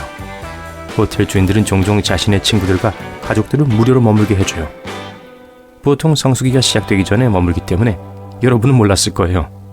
직원들과 청소부들도 특전을 받을 수 있어요. 수건, 슬리퍼, 목욕 가운, 샴푸 등을 챙길 수 있죠. 하지만 여러분이 몰랐을 수 있는 건 호텔 체인들이 방에서 이 물건들을 가져가도 괜찮아 한다는 거예요. 문구류, 세면도구, 커피 머그잔, 우산, 이름과 로고가 적혀있는 어떠한 것들도요. 여러분이 이 물건들을 갖고 가면 무료 광고 효과가 있게 되죠. 호텔 레스토랑 입구 근처의 아름답고 밝은 야채와 과일들은 단순한 장식이 아니에요. 여러분이 접시를 가지러 가기도 전에 몸의 포만감을 느끼게 만들어요. 여러분이 덜 먹으면 회사는 돈을 아끼게 되죠. 여러분에게 샤워젤이나 다른 세면도구를 추가로 줄 수는 있지만 아침 식사 뷔페에서 너무 많은 음식을 집으면 요금을 받는 곳도 있어요. 버려진 음식의 양으로 요리사를 화나게 하는 걸 방지하기 위해 어떤 나라의 몇몇 호텔들은 손님들에게 접시에 안 먹고 남은 음식에 대한 값을 지불하게 해요. 여러분의 하룻밤을 위해 할인을 제일 크게 받는 방법을 기꺼이 알려주는 호텔은 없어요. 그러니 예산이 한정되어 있다면 오후 6시 이후에 예약을 하세요. 영업부에서 막판에 취소된 모든 예약권을 팔려고 하는 때거든요. 그건 종종 가격 인하를 의미하기도 하고 때론 반값이기도 하죠. 한 달 중 첫 번째 일요일이 체크인하기에 가장 좋아요. 비서객들은 떠나고 출장객들은 아직 오지 않기 때문에 대부분의 좋은 방들이 이용 가능할 거예요. 최고의 방을 고르려면 루밍이라고 불리는 특별한 서비스를 이용해 보세요. 호텔의 모든 방을 볼 수 있고 어떤 방이 가장 마음에 드는지 선택할 수 있어요. 그냥 접수원에게 물어보세요. 그들은 여러분이 요청하지 않는 한 기꺼이 다른 무료 서비스에 대해서 알려주지 않을 거예요. 무료 폰 충전, 머리 고데기, 생수, 보드게임 등이 거기에 속하죠. 또 여러분을 위해 환장을 주문하고 콘서트나 극장표를 예약하고 지정된 시간에 여러분을 깨워줄 수 있어요. 호텔에선 예약 비용을 미리 지불했더라도 체크인 시 여러분을 거부할 수 있어요. 오후 6시 이전에 여러분이 나타나지 않으면 예약을 취소할 수 있어요. 만약 여러분이 가는 길을 어떤 게 방해하고 있다면 전화를 걸어 미리 알려주세요. 여러분이 제 시간에 도착한다 해도 방을 거절당할 수 있어요. 보통 호텔이 초과 예약됐을 때 발생하죠. 이 경우 여러분을 다른 곳으로 안내할 수 있어요. 더 놀라운 건 이런 일이 일어날 가능성이 여러분이 누구인지에 달려있다는 거예요. 젊은 독신 남성, 커플, 그리고 친구들이랑 같이 온 사람들이 가족이나 나이 많은 독신 여성에게 방을 뺏길 수 있어요. 그건 주로 첫 번째 그룹이 예상치 못한 움직임에 좀 더 융통성 있기 때문이에요. 그 미니바를 덮치기 전에 음료들이 밀봉되어 있는지 확인하는 게 좋아요. 호텔 종업원들은 손님들이 제공된 음료수를 다 마시고 돈을 내지 않기 위해 수돗물로 병을 다시 채우는 경우가 있었다고 해요. 쉿, 저한테 드는 거 아니에요? 대형 체인점들은 종종 중요한 손님들을 만나거나 도시를 돌아다니게 하기 위해 자신들만의 특별한 교통수단을 갖고 있어요. 호텔이 소유한 택시들은 보통 시내 택시보다 저렴하므로 돈을 아끼고 싶다면 접수대에서 호텔 교통비를 확인해 보세요. 하지만 접수원에게 어디서 식사를 해야 하는지 추천해달라고는 하지 마세요. 호텔 종업원들은 비록 그곳의 가격이 비싸고 맛이 없을지라도 추천비를 지불해주는 지역 가게를 여러분에게 알려줄 거예요. 투숙객들은 사실 방값을 지불하는 게 아니라 호텔의 장소값을 지불하는 거예요. 공항, 해변, 시내, 유명 명소와 가까우면 추가 요금이 발생하죠. 네, 별이 하나도 없어도 내부의 조건이 그리 좋지 않더라도 말이죠. 발레 파킹을 위해 키를 건네주기 전에 잘 생각해보세요. 호텔 직원들이 고가의 차를 훔쳐 타고 다니면서 심지어 촬영까지 한 경우가 있어요. 제 차요? 안 돼요. 옆방에 유명한 사람이 있을 수도 있어요. 그들은 신분을 감추기 위해 가명을 쓰니까 아무도 모를 거예요. 우리 나머지 일반인들은 그렇게 하면 안 돼요. 여러분은 큰 침대와 해변이 잘 보이는 싱글룸을 요청했어요. 실제로 받은 건 2개의 작은 침대와 벽돌담의 아름다운 경치가 보이는 방이에요. 항상 일어나는 일이죠. 하지만 그 차이를 배상하기 위해 어떤 보상이나 무료 서비스를 제공해줘야 해요. 매니저가 제안하지 않아도 여러분의 권리에 대해서 알고 계세요. 여러분 방에 있는 금고는 전혀 안전하지 않아요. 귀중품이 있다면 프런트 직원에게 관리하고 있는 메인 호텔 금고에 넣어달라고 하세요. 모든 직원들이 여기에 접근할 수 없기 때문에 이게 훨씬 더 안전해요. 비록 호텔 의자와 소파가 깨끗해 보이겠지만 현미경으로 볼 때까지 기다리세요. 먼저 수건이나 담요를 깔지 않고선 거기 앉지 마세요. 전에 있던 손님이 가구 위에 발을 올려놨을지 모르잖아요. 그리고 방카펫은 거의 세척이 되지 않기 때문에 그 사람의 발은 분명 더러울 거예요. 아마도 1년에 한 번 혹은 그 이하일 거예요. 그러니까 맨발로 그 위를 걷지 마세요. 슬리퍼를 이용하거나 신발을 신은 채로 있었다면 신발 밑에 샤워캡을 씌워주고 떠나기 전에 여행 가방에 넣으세요. 침대도 마찬가지예요. 눕기 전에 청소부들이 손님들 간에 린넨을 세탁할 수 있지만 그 큰 아름다운 세균 덩어리 침대 커버는 예외인 걸 알아두세요. 물잔도 만지지 마세요. 그걸 닦았다고 해도 아마 다른 표면을 닦을 때 사용한 것과 같은 전일 거예요. 왜냐고요? 그건 직원들은 각 방을 완전히 청소하는데 20에서 30분밖에 시간이 없기 때문에 꼼꼼히가 아니라 빨리 해야 하죠. 종종 간과되는 것들은 전등 스위치, 문과 서랍 손잡이, 리모컨처럼 아이러니하게도 제일 자주 손이 가는 것들이에요. 전문가들은 이 물건들의 변기만큼이나 많은 세균이 있는 걸 발견했어요. 해결책은 항상 충분한 항균 티슈를 들고 다니세요.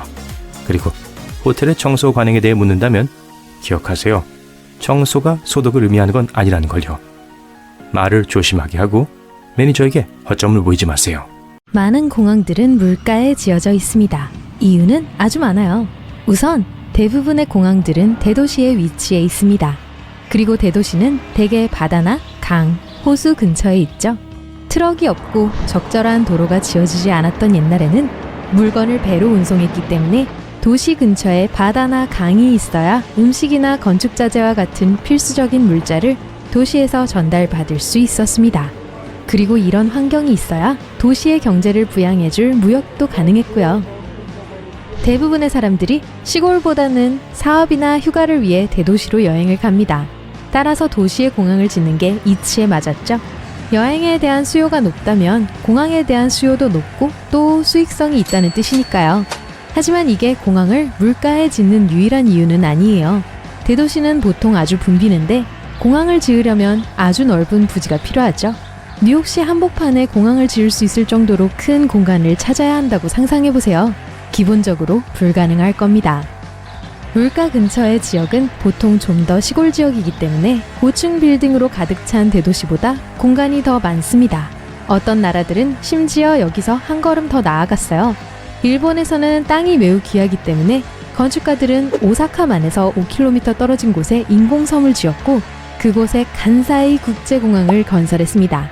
이 인공섬의 길이는 4km, 너비는 2.5km입니다. 크기가 상당해서 우주에서도 보일 정도라고 해요. 이 공항을 짓는 데는 무려 38개월이 걸렸습니다. 그리고 자동차, 철도, 고속선을 타면 혼슈섬까지 갈 수 있어요. 간사이 국제공항은 1994년에 문을 열었으며 바다에 건설된 세계 최초의 공항이 되었습니다. 하지만 이런 위치에도 불구하고 간사이 공항에는 1.5km 정도의 세계에서 가장 긴 공항 터미널이 있습니다. 또한 비행기가 착륙할 때는 주위에 장애물이 있어서는 안 됩니다. 장애물이 있다면 비행기를 착륙시키기가 정말 어려워질 테니까요. 이때 나무, 산, 건물, 송전선 모두 이 장애물에 포함됩니다. 물 위라면 어떤 것도 비행기의 이륙과 착륙을 제한하지 못할 테니 훨씬 더 안전한 환경이 만들어질 것입니다. 산이 많은 섬에서는 섬 위의 산처럼 보통 활주로가 바다와 평행하게 놓여 있습니다. 카나리아 제도의 공항 중 하나인 그란 카나리아 공항이 이렇죠. 이는 안전상의 이유 때문이기도 합니다. 만약 비행기가 활주로로 착륙을 취소하고 다시 돌아가야 한다면 아무 충돌 없이 안전히 착륙할 수 있는 충분한 공간이 있어야 할 겁니다. 또한 비행기 안의 승객들에게 문제를 일으키지 않는 안전한 각도로 다시 하늘을 날아갈 수 있어야 합니다. 그 안전한 고도에 도달하려면 공항이 대도시나 산악 지역에 있을 때보다 바다 근처에 있을 때 훨씬 더 쉽고 안전할 겁니다. 착륙 실패 이야기가 나왔으니 말인데요. 조종사들은 이륙 시 엔진 고장에 대처하는 법을 훈련받습니다. 비행기가 이륙할 수 있는 적절한 속도에 도달한다면 엔진이 고장나더라도 활주로를 떠나야 해요. 걱정하지는 마세요. 조금 더 노력이 필요할 뿐이지 엔진 하나로도 날 수 있으니까요. 엔진의 힘이 줄어들어 적절한 고도에 도달하는데 더 오랜 시간이 걸리고 이륙할 때 더 많은 공간이 필요해지게 되거든요. 바다를 향해 이륙한다면 어떤 장애물에 충돌하게 될지 걱정할 필요 없이 안전한 고도에 쉽게 오를 수 있습니다. 물가에 공항을 짓는 또 다른 이유는 하늘 위로 올라갈수록 공기가 희박해지기 때문입니다. 그러면 날개에서 생성된 양력뿐만 아니라 엔진의 추력이 감소됩니다. 그러니 높은 곳에서 비행기가 출발해야 한다면 이륙하는 게 더 어려울 거예요. 경제적인 측면을 고려하면 더 긴 활주로를 지어야 하기 때문에 돈이 더 많이 들게 되어 좋은 선택이 아니겠죠. 낮은 곳에서 비행기가 이륙한다면 많은 에너지를 소모하지 않기 때문에 연료도 덜 필요해질 것이고 비행기가 열심히 돌아갈 필요가 없기 때문에 소음도 덜 발생하게 될 것입니다. 하지만 이런 환경에도 불구하고 공항의 소음 수준은 꽤 상당한 편입니다. 밤에 잠을 자려고 하는데 비행기가 집 위를 지나가며 소음을 낸다고 상상해보세요. 공항을 주거지역에서 멀리 떨어진 물가에 지는 가장 중요한 이유 중 하나는 물고기들은 보통 소음 민원을 제기하지 않기 때문이죠. 몇몇 국가에서는 공항 때문에 소음의 영향을 받는 집이 있다면 이에 대한 보상을 해주고 있습니다. 그 중 하나는 독일인데요. 그 모든 소음을 줄이기 위해서 지붕을 개량하는 것부터 벽 단열재를 추가하는 것까지 모든 지원을 해줍니다. 해안가에 공항을 짓는다면 그 비싼 지원금을 모두 아낄 수 있겠죠? 공항은 이렇게 비용을 절약할 수 있을 것입니다. 또 해안 지역에는 비행을 할 때 유리한 날씨상의 이점이 있어요. 물에서 육지로 부는 지속적인 바닷바람이 불기 때문이죠. 비행기는 대부분 바람을 타고 착륙하고 이륙하기 때문에 바닷가는 공항을 건설하기에 완벽한 장소일 겁니다. 예상치 못한 강풍으로 인한 지연도 없겠죠.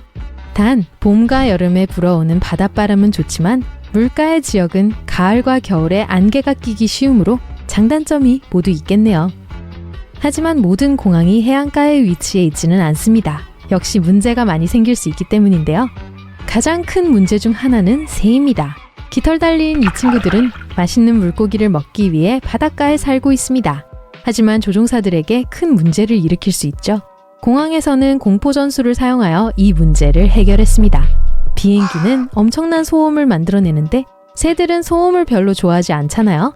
공항에서는 또 별도로 큰 소음을 내거나 방해가 되는 새를 쫓아내기 위해 심지어 매를 훈련시키기도 해요. 하지만 바다와 가까운 곳에 건물을 지을 때 가장 명백한 위험은 홍수예요.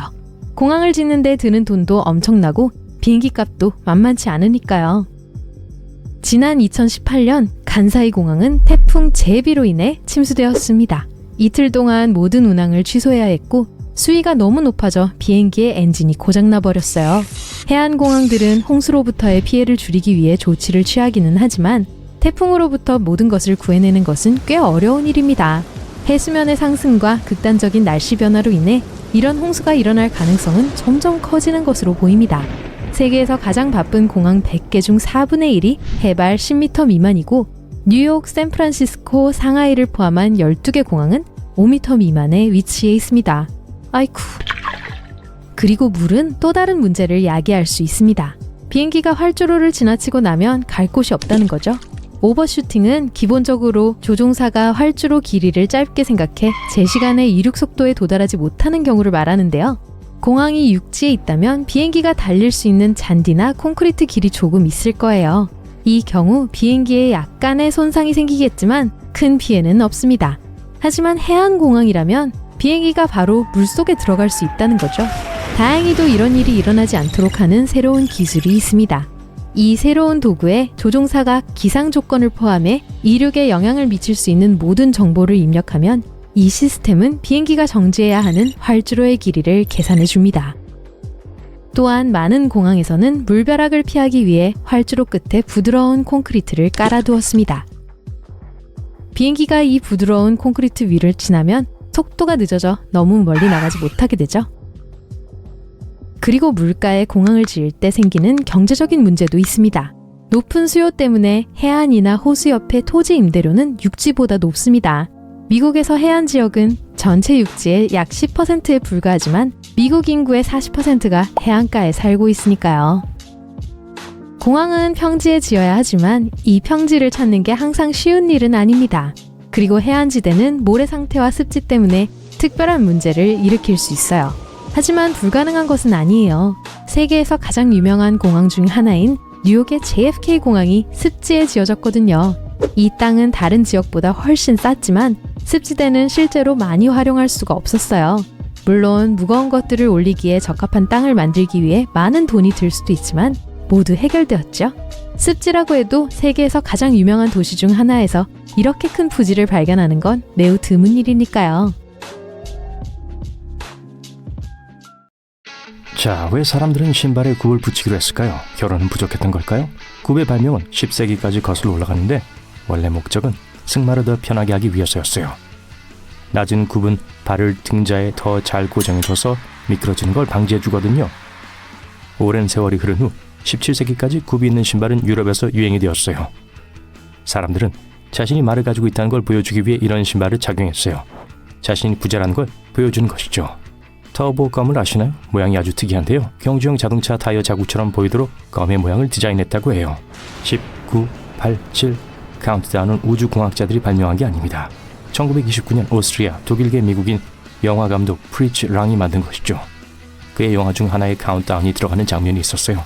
그리고 나서 나사에서 그것을 사용하기로 했어요. 이빨이 나 있는 이런 모양의 국자가 있으신가요? 가운데 구멍 보이시죠? 이건 파스타를 꺼낼 때 쓰는 게 아니에요. 이 원을 사용하여 한 사람에게 적정한 양을 알 수 있어요. 구멍에 들어가는 스파게티의 양은 표준적인 1인분이에요. 3명을 위해 스파게티를 얼마나 많이 삶아야 하는지 골치가 아플 필요가 없어요. 이 숟가락으로 재면 되니까요. 슈퍼마켓에서 달걀을 사려고 하시는군요. 하얀 달걀과 갈색 달걀 중에 어떤 것이 더 나을지 결정하느라 애를 쓰신다고요? 이 둘 사이에는 사실상 아무런 차이가 없어요. 달걀의 색깔은 닭의 품종에 따라 다릅니다. 닭은 2가지 다른 색소를 생산해요. 계란의 영양 성분은 거의 같기 때문에 어떤 색깔의 달걀을 드셔도 괜찮아요. 그런데 갈색 달걀과 흰 달걀 중 무엇이 먼저일까요? 아닙니다. 치약은 완두콩만큼 짜서 양치를 해도 충분합니다. 하지만 마케팅을 위해 광고에서는 칫솔 전체에 치약을 발라야 한다고 보여줘요. 회사에서는 여러분이 새 칫솔을 더 자주 사기를 원할 테니까요. 이산화탄소, 증기, 연료의 응축 덕분에 비행기는 파란 하늘에 하얀 선을 남깁니다. 겨울에는 입에서 김이 나오는데 여기도 같은 원리가 작용됩니다. 비행기가 나는 고도는 항상 얼음장처럼 추워요. 그리고 배기가스와 뜨거운 공기가 터빈에서 나오죠. 그 공기가 차가운 공기와 충돌할 때 빽빽한 수증기를 만들어냅니다. 주방들의 큰 모자는 주방에서의 지위를 나타냅니다. 굽과도 같죠. 주방장은 가장 큰 모자를 씁니다. 덕분에 직원들 사이에서는 주방에서 쉽게 찾을 수 있어요. 모자 위의 주름은 요리사가 계란을 요리할 수 있는 방법을 몇 개나 아는지 보여줘요. 물론 현대의 주방에서는 이러한 전통을 계속 고수하진 않아요. 하지만 모자는 여전히 필수품입니다. 모자 덕분에 음식에 머리카락 하나도 빠지지 않은 거니까 다행이죠. 의사들도 같은 이유로 모자를 씁니다. 수술 중에 환자의 음식에 머리카락이 떨어지면 안 되니까요. 아니에요. 그런 음식은 없어요. 제가 지어낸 겁니다. 사람들은 모든 것을 감시하기 위해 가게, 은행, 병원에 카메라를 설치합니다. 만약 무슨 일이 생기면 경찰이나 구조대를 부를 수 있죠. 카메라는 많은 문제를 해결하는데 큰 도움을 줍니다. 그런데 왜 비행기에는 카메라가 없나요? 승무원들은 비행기에서 질서를 담당합니다. 하지만 심각한 일이 생기면 아무것도 알 수가 없을 거예요. 게다가 비행기 안에서는 도망칠 곳이 없어요. 그러니 비행 중에는 카메라가 무용지물일 겁니다. 그리고 비행 후 승객들의 증언은 카메라를 충분히 대신할 수 있어요. 그러니까 카메라가 별 소용이 없다면 굳이 카메라를 사는데 돈을 쓸 필요가 없겠죠. 거의 모든 호텔에는 침대 시트가 있습니다. 호텔에서는 방이 얼마나 청결한지를 보여주기 위해 특별히 이 색을 선택한 거예요. 시트가 하얗고 밝을수록 호텔은 더 고급스러워 보입니다. 흰색 천에는 흙과 얼룩이 묻은 게 훨씬 잘 보이잖아요. 그러니 지금 들어간 방이 청소되었다는 증거와도 같습니다. 컴퓨터 마우스는 왜 이름이 마우스일까요? 1968년 스탠포드 연구소의 더글라스 앵겔바트는 처음으로 컴퓨터 마우스를 선보였습니다. 그는 왜 이걸 마우스라고 이름 붙였는지 이유를 기억하지 못했어요. 아마도 철사가 달린 이 작은 장치가 정말 꼬리를 가진 쥐처럼 생겼기 때문일 거예요. 휘발유는 물과 섞일 수 없기 때문에 웅덩이에서 무지개처럼 보입니다. 물 위에 얇은 막이 형성되는데 빛과 물이 동시에 반사되면 무지개가 생겨납니다. 편자 모양의 자석은 왜 그런 모양일까요? 이 모양이 자기력을 증가시키기 때문이죠. 색깔도 중요해요. 파란색 부분은 남극, 빨간색 부분은 북극을 나타냅니다. 두 극은 동시에 작용하여 끌어당기는 힘을 증가시킵니다. 호텔 객실 문에 붙어있는 방해하지 마세요 표지는 필수사항이 아니라 그저 제한사항입니다. 특히 24시간 동안 이 표지판을 제거하지 않았고 하우스키퍼와 직원 이상이 있다고 의심될 경우에 방에 들어갈 권리가 있어요. 시계는 왜 오른쪽으로 움직일까요? 주된 이유는 태양 때문입니다. 고대 사람들이 해시계를 발명했을 때 태양의 그림자는 북반구에서 오른쪽으로, 남반구에서 왼쪽으로 움직이고 있었어요. 기계식 시계는 북반구에서 처음 발명되었기 때문에 항상 오른쪽으로 가죠. 아니면 지금 우리가 말하는 것처럼 시계 방향으로요. 다이아몬드는 대칭적인 모양으로 아름다운 광채를 보여줍니다. 처음에 보석은 그리 아름답지 않아요. 여러 단계의 세공을 거쳐 우아한 보석이 됩니다. 보석들은 대부분 둥근 모양의 모서리가 약간 뾰족합니다. 다이아몬드는 이 모양에서 가장 밝게 빛나요. 왜 소켓에는 구멍이 2개 있는 걸까요? 왼쪽 구멍에는 중성 전류가, 오른쪽 구멍엔 활성 전류가 흐르고 아래쪽 구멍은 적지선입니다. 전기는 체인을 통해 흘러야 해요. 예를 들어 전류는 상전 앞선에서 흘러나와 휴대폰 충전기를 통과한 다음 중립선 구멍을 통과해요. 청바지의 그 작은 주머니가 무엇을 위한 것인지 궁금해 보신 적이 있나요? 과거의 사람들은 체인에 시계를 차곤 했어요. 작은 주머니는 그 체인 시계를 위한 거였죠. 지금은 거의 아무도 그런 시계를 차지 않지만 주머니는 남아있어요. 그 안에 반지 같은 작은 것을 보관하시면 됩니다. 막대 사탕에는 2개의 구멍이 뚫려있죠. 거기엔 그럴 만한 이유가 있습니다. 뜨거운 시럽에 막대기를 넣으면 액체가 이 구멍들을 통해 흐르는데요. 막대 사탕이 완전히 굳었을 때 사탕이 막대기에 단단히 고정되도록 도움을 줍니다. 펜 뚜껑에도 작은 구멍이 2개가 있어요. 이 구멍이 있기 때문에 실수로 뚜껑을 삼켜도 질식하지 않는 거예요. 다행이죠. 그래도 뚜껑은 입에 넣지 마세요. 왜 사람들은 넥타이를 매기 시작했을까요? 이건 17세기 유럽으로 거슬러 올라가요. 당신의 옷깃을 조이는 넥타이가 발명되었어요. 차가운 바람으로부터 군인들의 목을 보호해 주었죠. 그런데 루이 13세가 옷의 이 부분을 너무 마음에 들어해서 왕실의 모임에 꼭 필요한 액세서리로 만들었어요. 나무젓가락은 왜 연결되어 있을까요? 윗부분이나 통째로 젓가락이 붙어있는 경우가 많잖아요. 이건 이전에 아무도 이 젓가락을 사용하지 않았다는 것을 증명하기 위해서예요. 새 옷에 딸려있는 작은 전조각은 사실 패치가 아니에요. 본격적인 세탁을 하기 전에 첫 번째 실험 대상자죠. 이 조각을 세탁기에 넣고 어떻게 되는지 볼 수 있을 거예요. 결과가 모두 괜찮다면 안전하게 옷을 세탁할 수 있을 거예요. 왜 미국 영화 속 파티컵은 빨간색일까요? 식탁 위에 있는 과자와 음료수 그리고 다른 빨간색 컵 중에서 음료수를 빨리 찾을 수 있게 도와주기 때문이죠. 팁을 하나 드릴게요. 컵에 이름을 쓰세요. 또한 빨간색은 행동을 유발하는 색으로 알려져 있습니다. 심리적인 수준에서 사람들에게 나를 마셔 라는 메시지를 전달하고 있는 것이죠. 노란 택시가 15세기 이탈리아에 뿌리를 두고 있다는 설이 있어요. 한 우체 사업가가 우편물을 배달하기 위해 노란색 마차를 사용했다고 해요. 모든 사람들이 자신의 수레를 알아볼 수 있을 테니까요. 파스타의 종류가 다양한 것은 특정한 모양이 특정한 소스에 어울리기 때문이에요. 예를 들어 얇고 부드러운 파스타는 가벼운 소스와 재료의 안성맞춤입니다. 페네처럼 두껍고 울퉁불퉁한 파스타는 되직한 소스와 야채 스튜에 어울려요. 왜 실험복은 흰색이나 파란색이나 초록색일까요? 이전에는 흰색이 청결함과 무균의 상징으로 여겨졌기 때문에 사람들은 흰 옷만 입었어요. 그리고 20세기 초에 의사들이 눈에 더 편안하다는 이유로 초록색도 사용하기 시작했어요. 수술 중에 오랫동안 붉은색을 보게 되면 그런 색에 대한 시각적 민감도가 낮아지게 돼요. 여러 붉은 톤으로 인해 인체의 미세한 차이를 명확하게 볼 수 없게 되죠. 하지만 파란색이나 녹색은 시력을 회복하는 데 도움을 줍니다. 이런 색으로 눈을 잠시 쉬게 하면 다시 붉은색을 볼 수 있게 되죠. 의사가 수술 중에 흰 겉옷을 본다면 눈에 작은 녹색 반점이 나타날 수 있어요. 직접 해보세요. 몇 분 동안 빨간 물체를 보고 나서 시선을 하얀 종이로 돌립니다. 그러면 초록색 반점이 보일 거예요. 그래서 의사들은 집중을 위해 파란색 옷을 입는 거예요. 또한 병원마다 자기들만의 규칙이 있을 수도 있고 직급에 따라 옷의 색깔이 달라질 수도 있어요. 의사와 간호사 또는 인턴을 구별하기 위해 필요하지요. 한편 병원에서 어떤 환자들은 여전히 뒷부분이 열려있는 환자복을 입어야 하죠. 뒤돌 때 조심하세요. 침실에 있을 때나 화장실에 있을 때 그들은 여러분을 지켜보고 있어요. 아니요, 3살짜리 애들을 말하는 게 아니에요. 휴가를 갈 때 우리가 가장 마지막으로 생각하는 것 중 하나는 묵고 있는 방 곳곳에 설치된 불법 촬영 카메라일 거예요. 우선 불법 촬영 카메라를 찾기 위해선 호텔 방에서 가장 뻔한 장소를 살펴보세요. 몇몇 전문가들은 만약 육안으로 카메라를 찾을 수 없다면 스마트폰을 사용해도 기본적인 탐색은 가능하다고 합니다. 모든 카메라엔 렌즈가 있고 모든 렌즈는 빛을 반사합니다. 그래서 불법 촬영 카메라를 확인하는 빠른 방법은 방에 있는 모든 커튼을 닫고 불을 끄는 거예요. 휴대폰의 손전등을 사용하여 불법 촬영 카메라가 있을 수 있는 잠재적인 장소나 물체를 가리켜 보세요. 흔한 장소 중 하나는 천장에 있는 연기 감지기입니다. 의자를 잡고 불빛을 똑바로 비추고 빨간색이나 파란색 빛이 반사되는지 확인해 보세요. 렌즈를 정확한 각도로 빛을 비추어야 반사되기 때문에 천천히 하셔야 합니다. 다 확인한 후에 욕실에 있는 샤워기 헤드나 알람 시계, 핸드폰 충전기와 같은 다른 물건으로 이동하세요. 이 물건들의 위치를 명심하세요. 충전기가 감시 카메라가 있을 수 있는 곳에 있다면 자세히 살펴보고 리셉션에 전화를 하세요. 심지어 방에 있는 그림도 불법 촬영 카메라의 잠재적인 보금자리가 될 수 있습니다.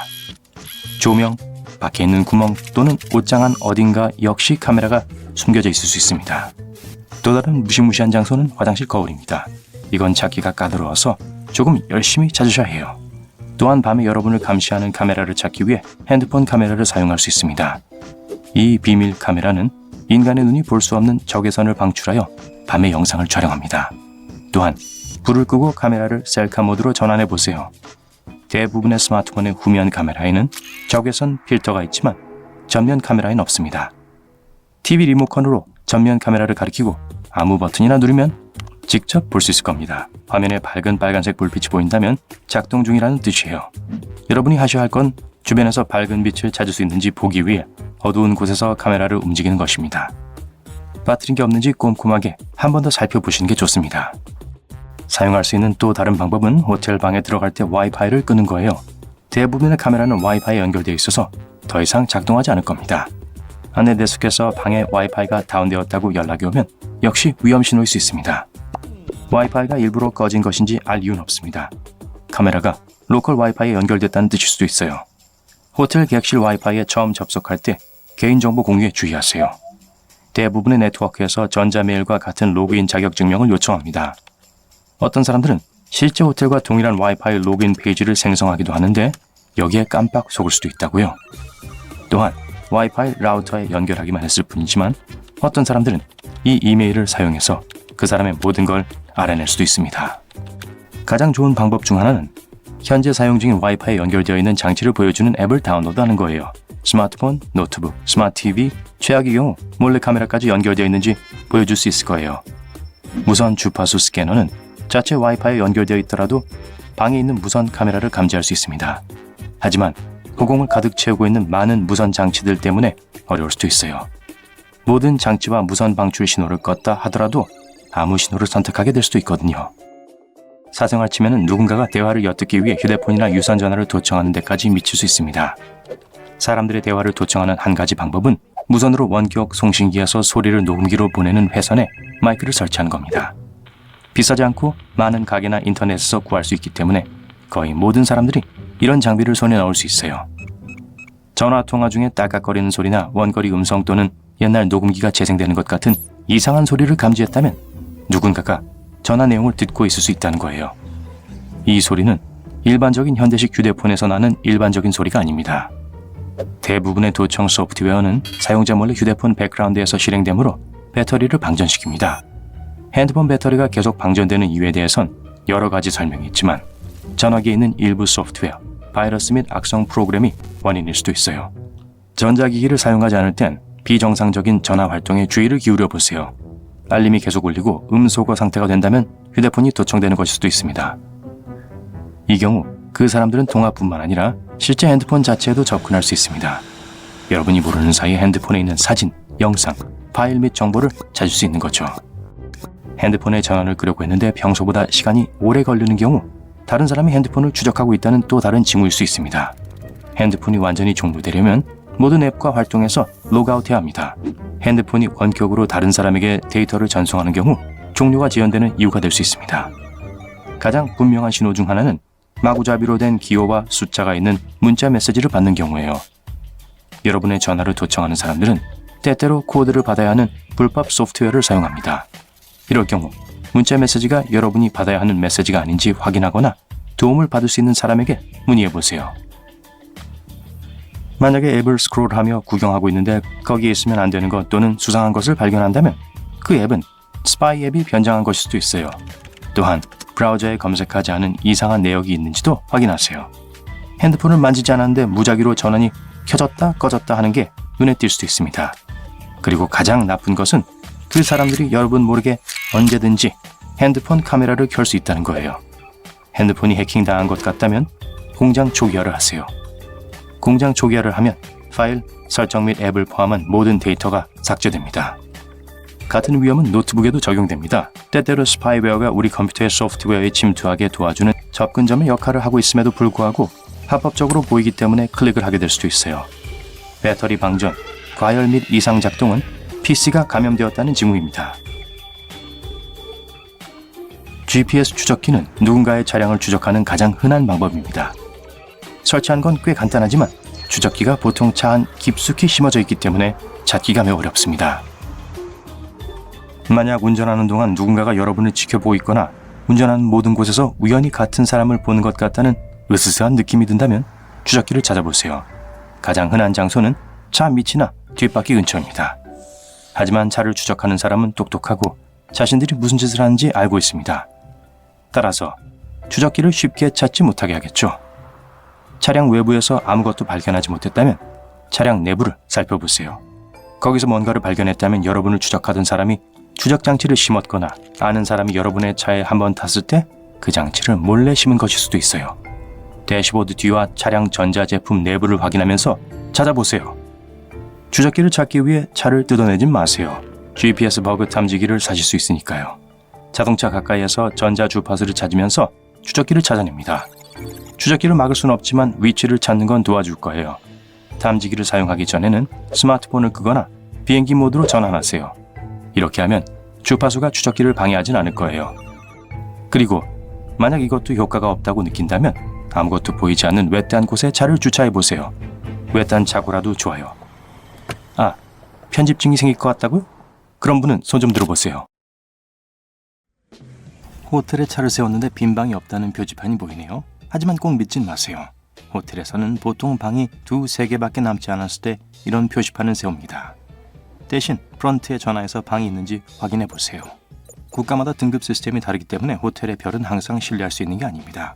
예를 들어 이탈리아에서는 호텔에 24시간 접수 데스크, 3개국어를 구사하는 직원, 16평방미터로부터 시작하는 방만 있으면 별 5개를 받을 수 있습니다.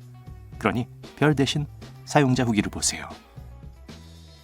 막판에 예약을 하면 최고의 조건으로 호텔에 묵을 수 있습니다. 급한 게 아니라면 숙박 당일 객실 예약을 시도해 보세요. 호텔이 10,000원이 아닐 경우 할인을 받을 수도 있어요. 호텔 관리자들은 객실 요금을 마지막 순간에 인하하여 빈 방을 채웁니다. 또한 보통은 호텔에 직접 예약하는 것이 좋습니다. 타 웹사이트에는 종종 안 좋은 방이나 남아있는 방이 올라오거든요.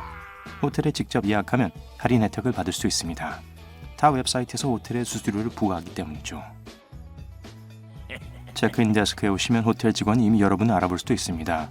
많은 호텔들, 특히 고급 호텔에서는 투숙객의 SNS에 대해 약간의 조사를 합니다. 약간 소름 끼치기도 하지만 여러분이 어떤 사람인지를 파악하기 위해서예요. 체크인 시에는 기존 카드키를 취소하고 잠금 장치를 재설정하는 초기화 키도 받을 수 있습니다. 하지만 직원들에게 공손하게 물어보셔야 해요. 직원들은 가끔 무례한 손님들에게 키 폭탄을 퍼붓는 등 짓궂은 장난을 치기도 합니다. 손님에게 첫 카드키 2개를 주는 거죠. 어느 카드키든 잠금 장치를 재설정하므로 두 번째 카드키를 사용하면 첫 번째 카드키는 더 이상 작동하지 않습니다. 카드키에 자기띠가 있으면 휴대폰이나 지갑 근처에 두지 않도록 주의하세요. 핸드폰에 있는 강한 자석은 카드키의 정보를 지울 수 있어요. 그럼 방에 들어갈 수 없겠죠. 이제 체크인 하셨으니 방으로 올라가 볼게요. 먼저 문과 바닥을 빠르게 스캔하셔야 해요. 어떤 호텔 투숙객들은 문 밑으로 작은 카메라가 몰래 들어왔다고 신고를 하기도 해요. 문이 잠겨 있더라도 내시경 카메라는 아래로 쉽게 미끄러져 들어갈 수 있습니다. 일반적으로 문 밑에 손가락이 들어가면 카메라도 들어갈 수 있을 거예요. 그 틈을 수건으로 가려보세요. 자, 그럼 방은 어떨까요? 마음에 들지 않으면 쉽게 변경 요청을 할 수 있습니다. 다른 빈 방이 있다면 매니저가 기꺼이 도와줄 거예요. 일단 짐을 풀었으면 샘플을 확인하러 화장실에 가셔야겠죠? 공짜 샴푸를 챙길 때 자신이 머리를 쓴다고 생각하실 수도 있겠지만 호텔에서는 실제로 손님이 샴푸를 가져가길 원해요. 샘플에는 호텔 로고가 들어가 있기 때문에 집에 두면 기본적으로 무료로 호텔 광고를 해주는 셈이죠. 하지만 목욕 가운과 수건은 이야기가 다릅니다.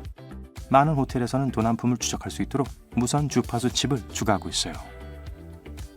치약은 호텔방 화장실에서 찾을 수 없는 물건 중 하나입니다. 저가 호텔의 경우 치약이 의료용품으로 분류되어 있어서 비치하기엔 비용이 너무 드는 경우가 있어요. 고급 호텔의 경우엔 그 반대입니다. 근사한 방에 어울리는 멋진 치약 회사를 찾는데 애를 먹는다고 해요. 가끔 변기 옆에 뜬금없이 전화기가 놓여있는 걸 보실 수도 있을 거예요. 하지만 이건 AAA에서 다이아몬드 4등급을 받기 위해 호텔에 요구하는 사항이에요. 또한 안전의 기능을 하기도 하죠. 젖은 바닥에서 미끄러졌거나 어떤 이유로든 화장실에 갇히게 된다면 쉽게 도움을 요청할 수 있을 거예요. 직원들이 호텔 객실을 자주 청소하긴 하지만 작은 물품을 소독하는 건 최우선 순위가 아니에요. 즉, 리모컨과 전화기는 호텔 방에서 가장 더러운 물건 중 하나죠. 그러니 소독용 물티슈를 챙기셔서 사용하기 전에 닦아주세요. 보안을 위해 귀중품을 금고에 넣을 생각이라면 다시 한번 생각해보는 게 좋을 거예요. 호텔의 잠금 장치는 자물쇠가 아니라 암호를 사용하므로 호텔의 누군가는 마스터 코드를 알 가능성이 높습니다. 그리고 이 정보를 또 누가 입수하게 될지 누가 알겠어요? 이불을 바닥에 던져버리는 것도 좋을 거예요. 정기적으로 시트를 빨긴 하지만 이불은 그렇지 않을 수도 있어요. 어떤 호텔에서는 매주 세탁을 하지만 어떤 호텔은 신경도 안 써요. 왜? 유감이지만 시트도 마찬가지일 수 있어요. 대부분의 고급 호텔은 시트를 매일 교체하지만 저가 호텔 다수는 투숙객이 체크아웃한 후에도 베개나 침구를 교체하지 않습니다. 도착하면 꼭 새 베갯닛을 요청하는 게 좋을 거예요. 이제 침대에서 편히 쉬면서 영화를 빌려볼까요? 하지만 돈을 내지 않으려고 실수로 영화를 클릭한 거라 우기시면 안 됩니다. 호텔 프런트의 직원들은 실제로 손님들이 영화를 얼마나 봤는지 알 수 있거든요. 그래서 클릭 후 몇 초만 지났다면 직원들이 여러분을 믿겠지만 끝까지 보지는 못할 거예요. 영화를 보면서 술 한잔 할까요?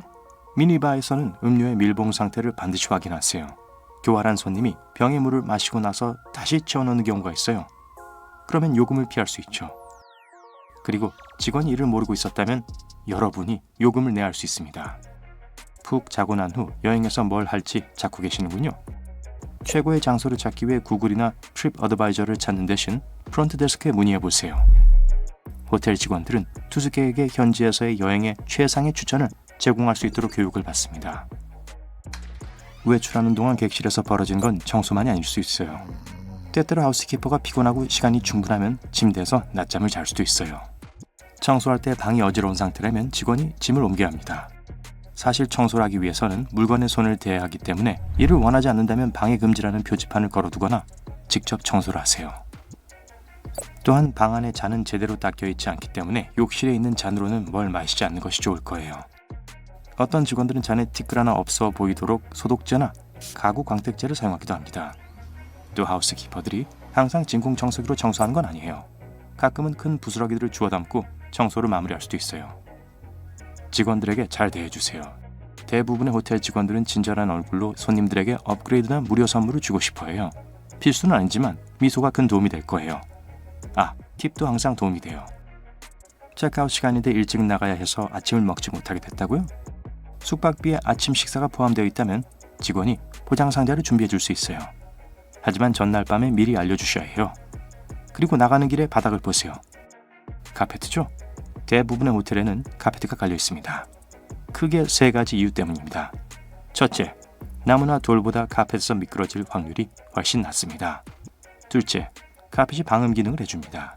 셋째, 카펫 교체는 훨씬 쉽고 저렴해 호텔의 비용 효율이 높습니다. 다음 휴가 준비를 다 했는데 막판에 출근해야 한다는 연락을 받으셨다니 악몽이네요. 전부 다 예약을 해서 그 성가신 막판 취소 수수료를 물어야 할 것 같거든요.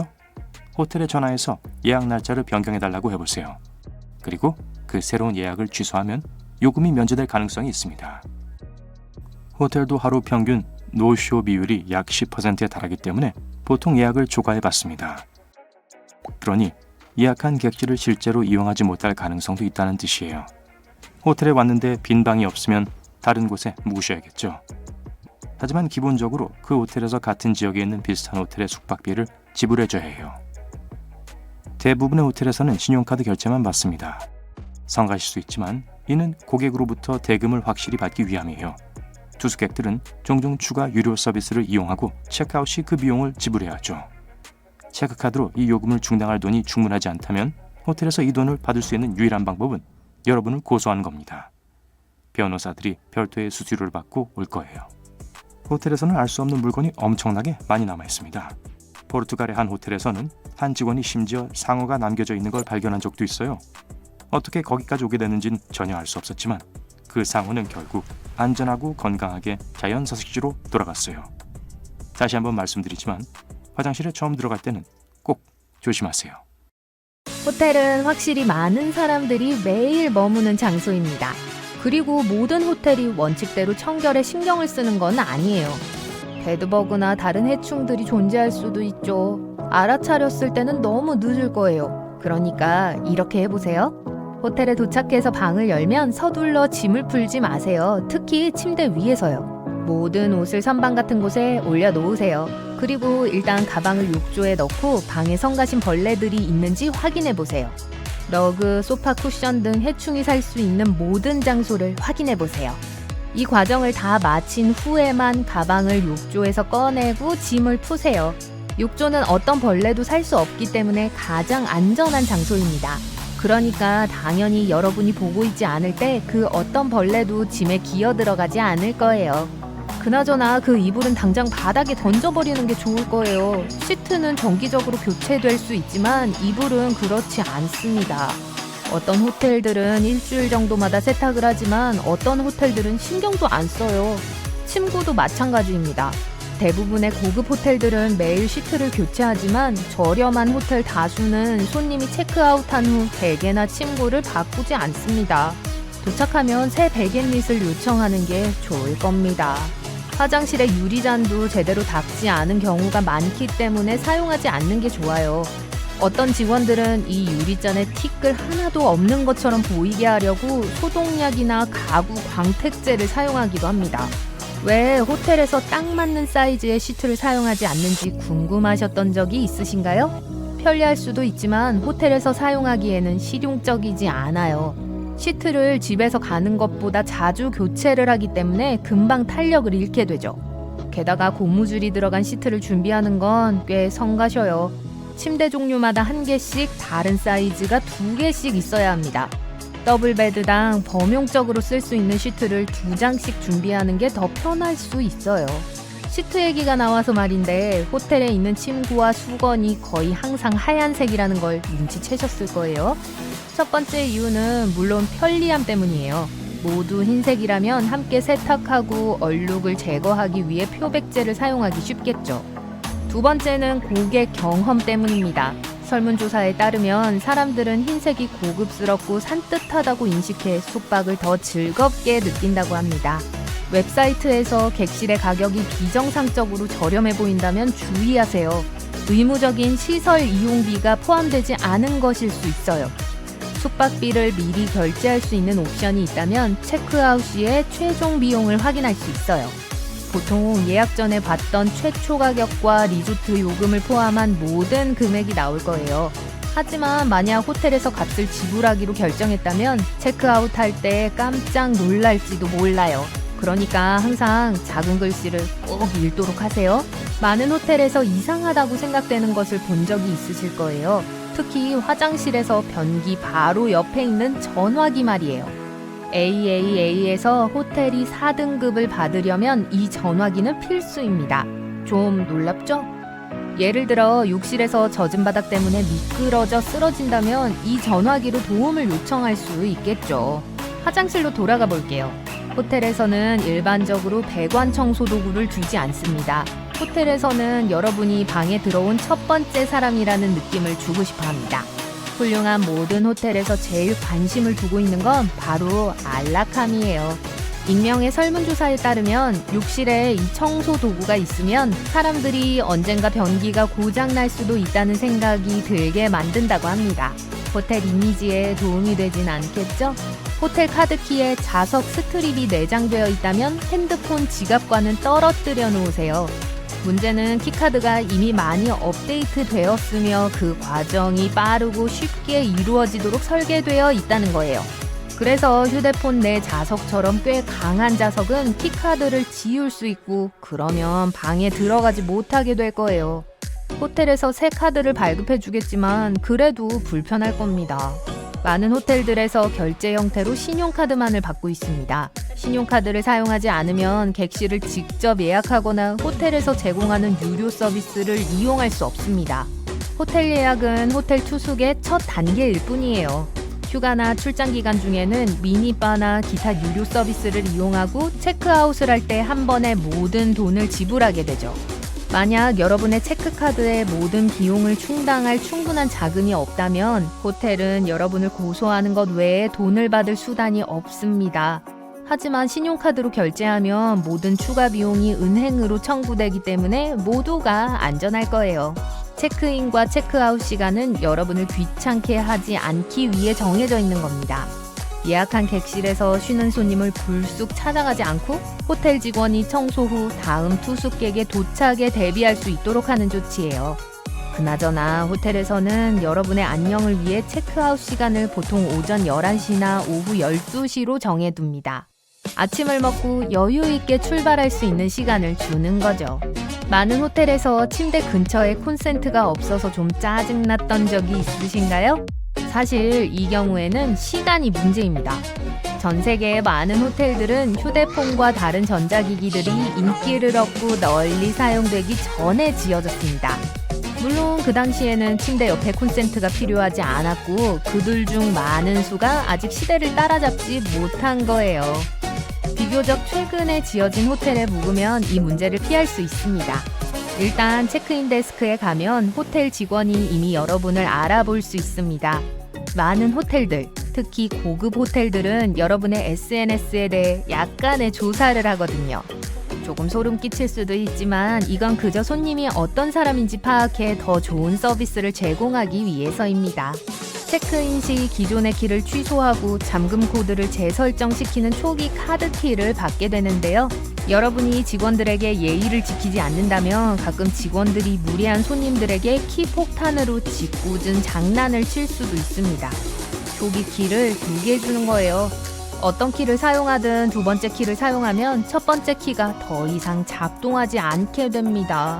아마도 호텔방의 화장실에서 찾을 수 없는 물건 중 하나는 치약일 거예요. 저가 호텔의 경우 치약이 의료용품으로 분류되어 주문하기 너무 비싼 경우가 많습니다. 고급 호텔의 경우는 그 반대입니다. 자신들의 화장실에 어울릴 만큼 근사한 치약 회사를 찾지 못하는 거죠. 직원들이 호텔 객실을 자주 청소하지만 작은 물품들을 소독하는 건 그들의 최우선 순위가 아닙니다. 리모컨과 핸드폰은 호텔방에서 가장 더러운 물건 중 하나예요. 그러니까 사용하시기 전에 소독용 물티슈로 닦아주세요. 만약 안전을 위해 귀중품을 금고에 넣어둘 생각이라면 다시 한번 생각해보는 것이 좋을 거예요. 호텔 자물쇠는 자물쇠 대신 비밀번호를 사용하기 때문에 호텔에 있는 누군가가 마스터 코드를 알 가능성이 높아요. 그리고 이 정보를 누가 손에 넣을 수 있을지는 아무도 모릅니다.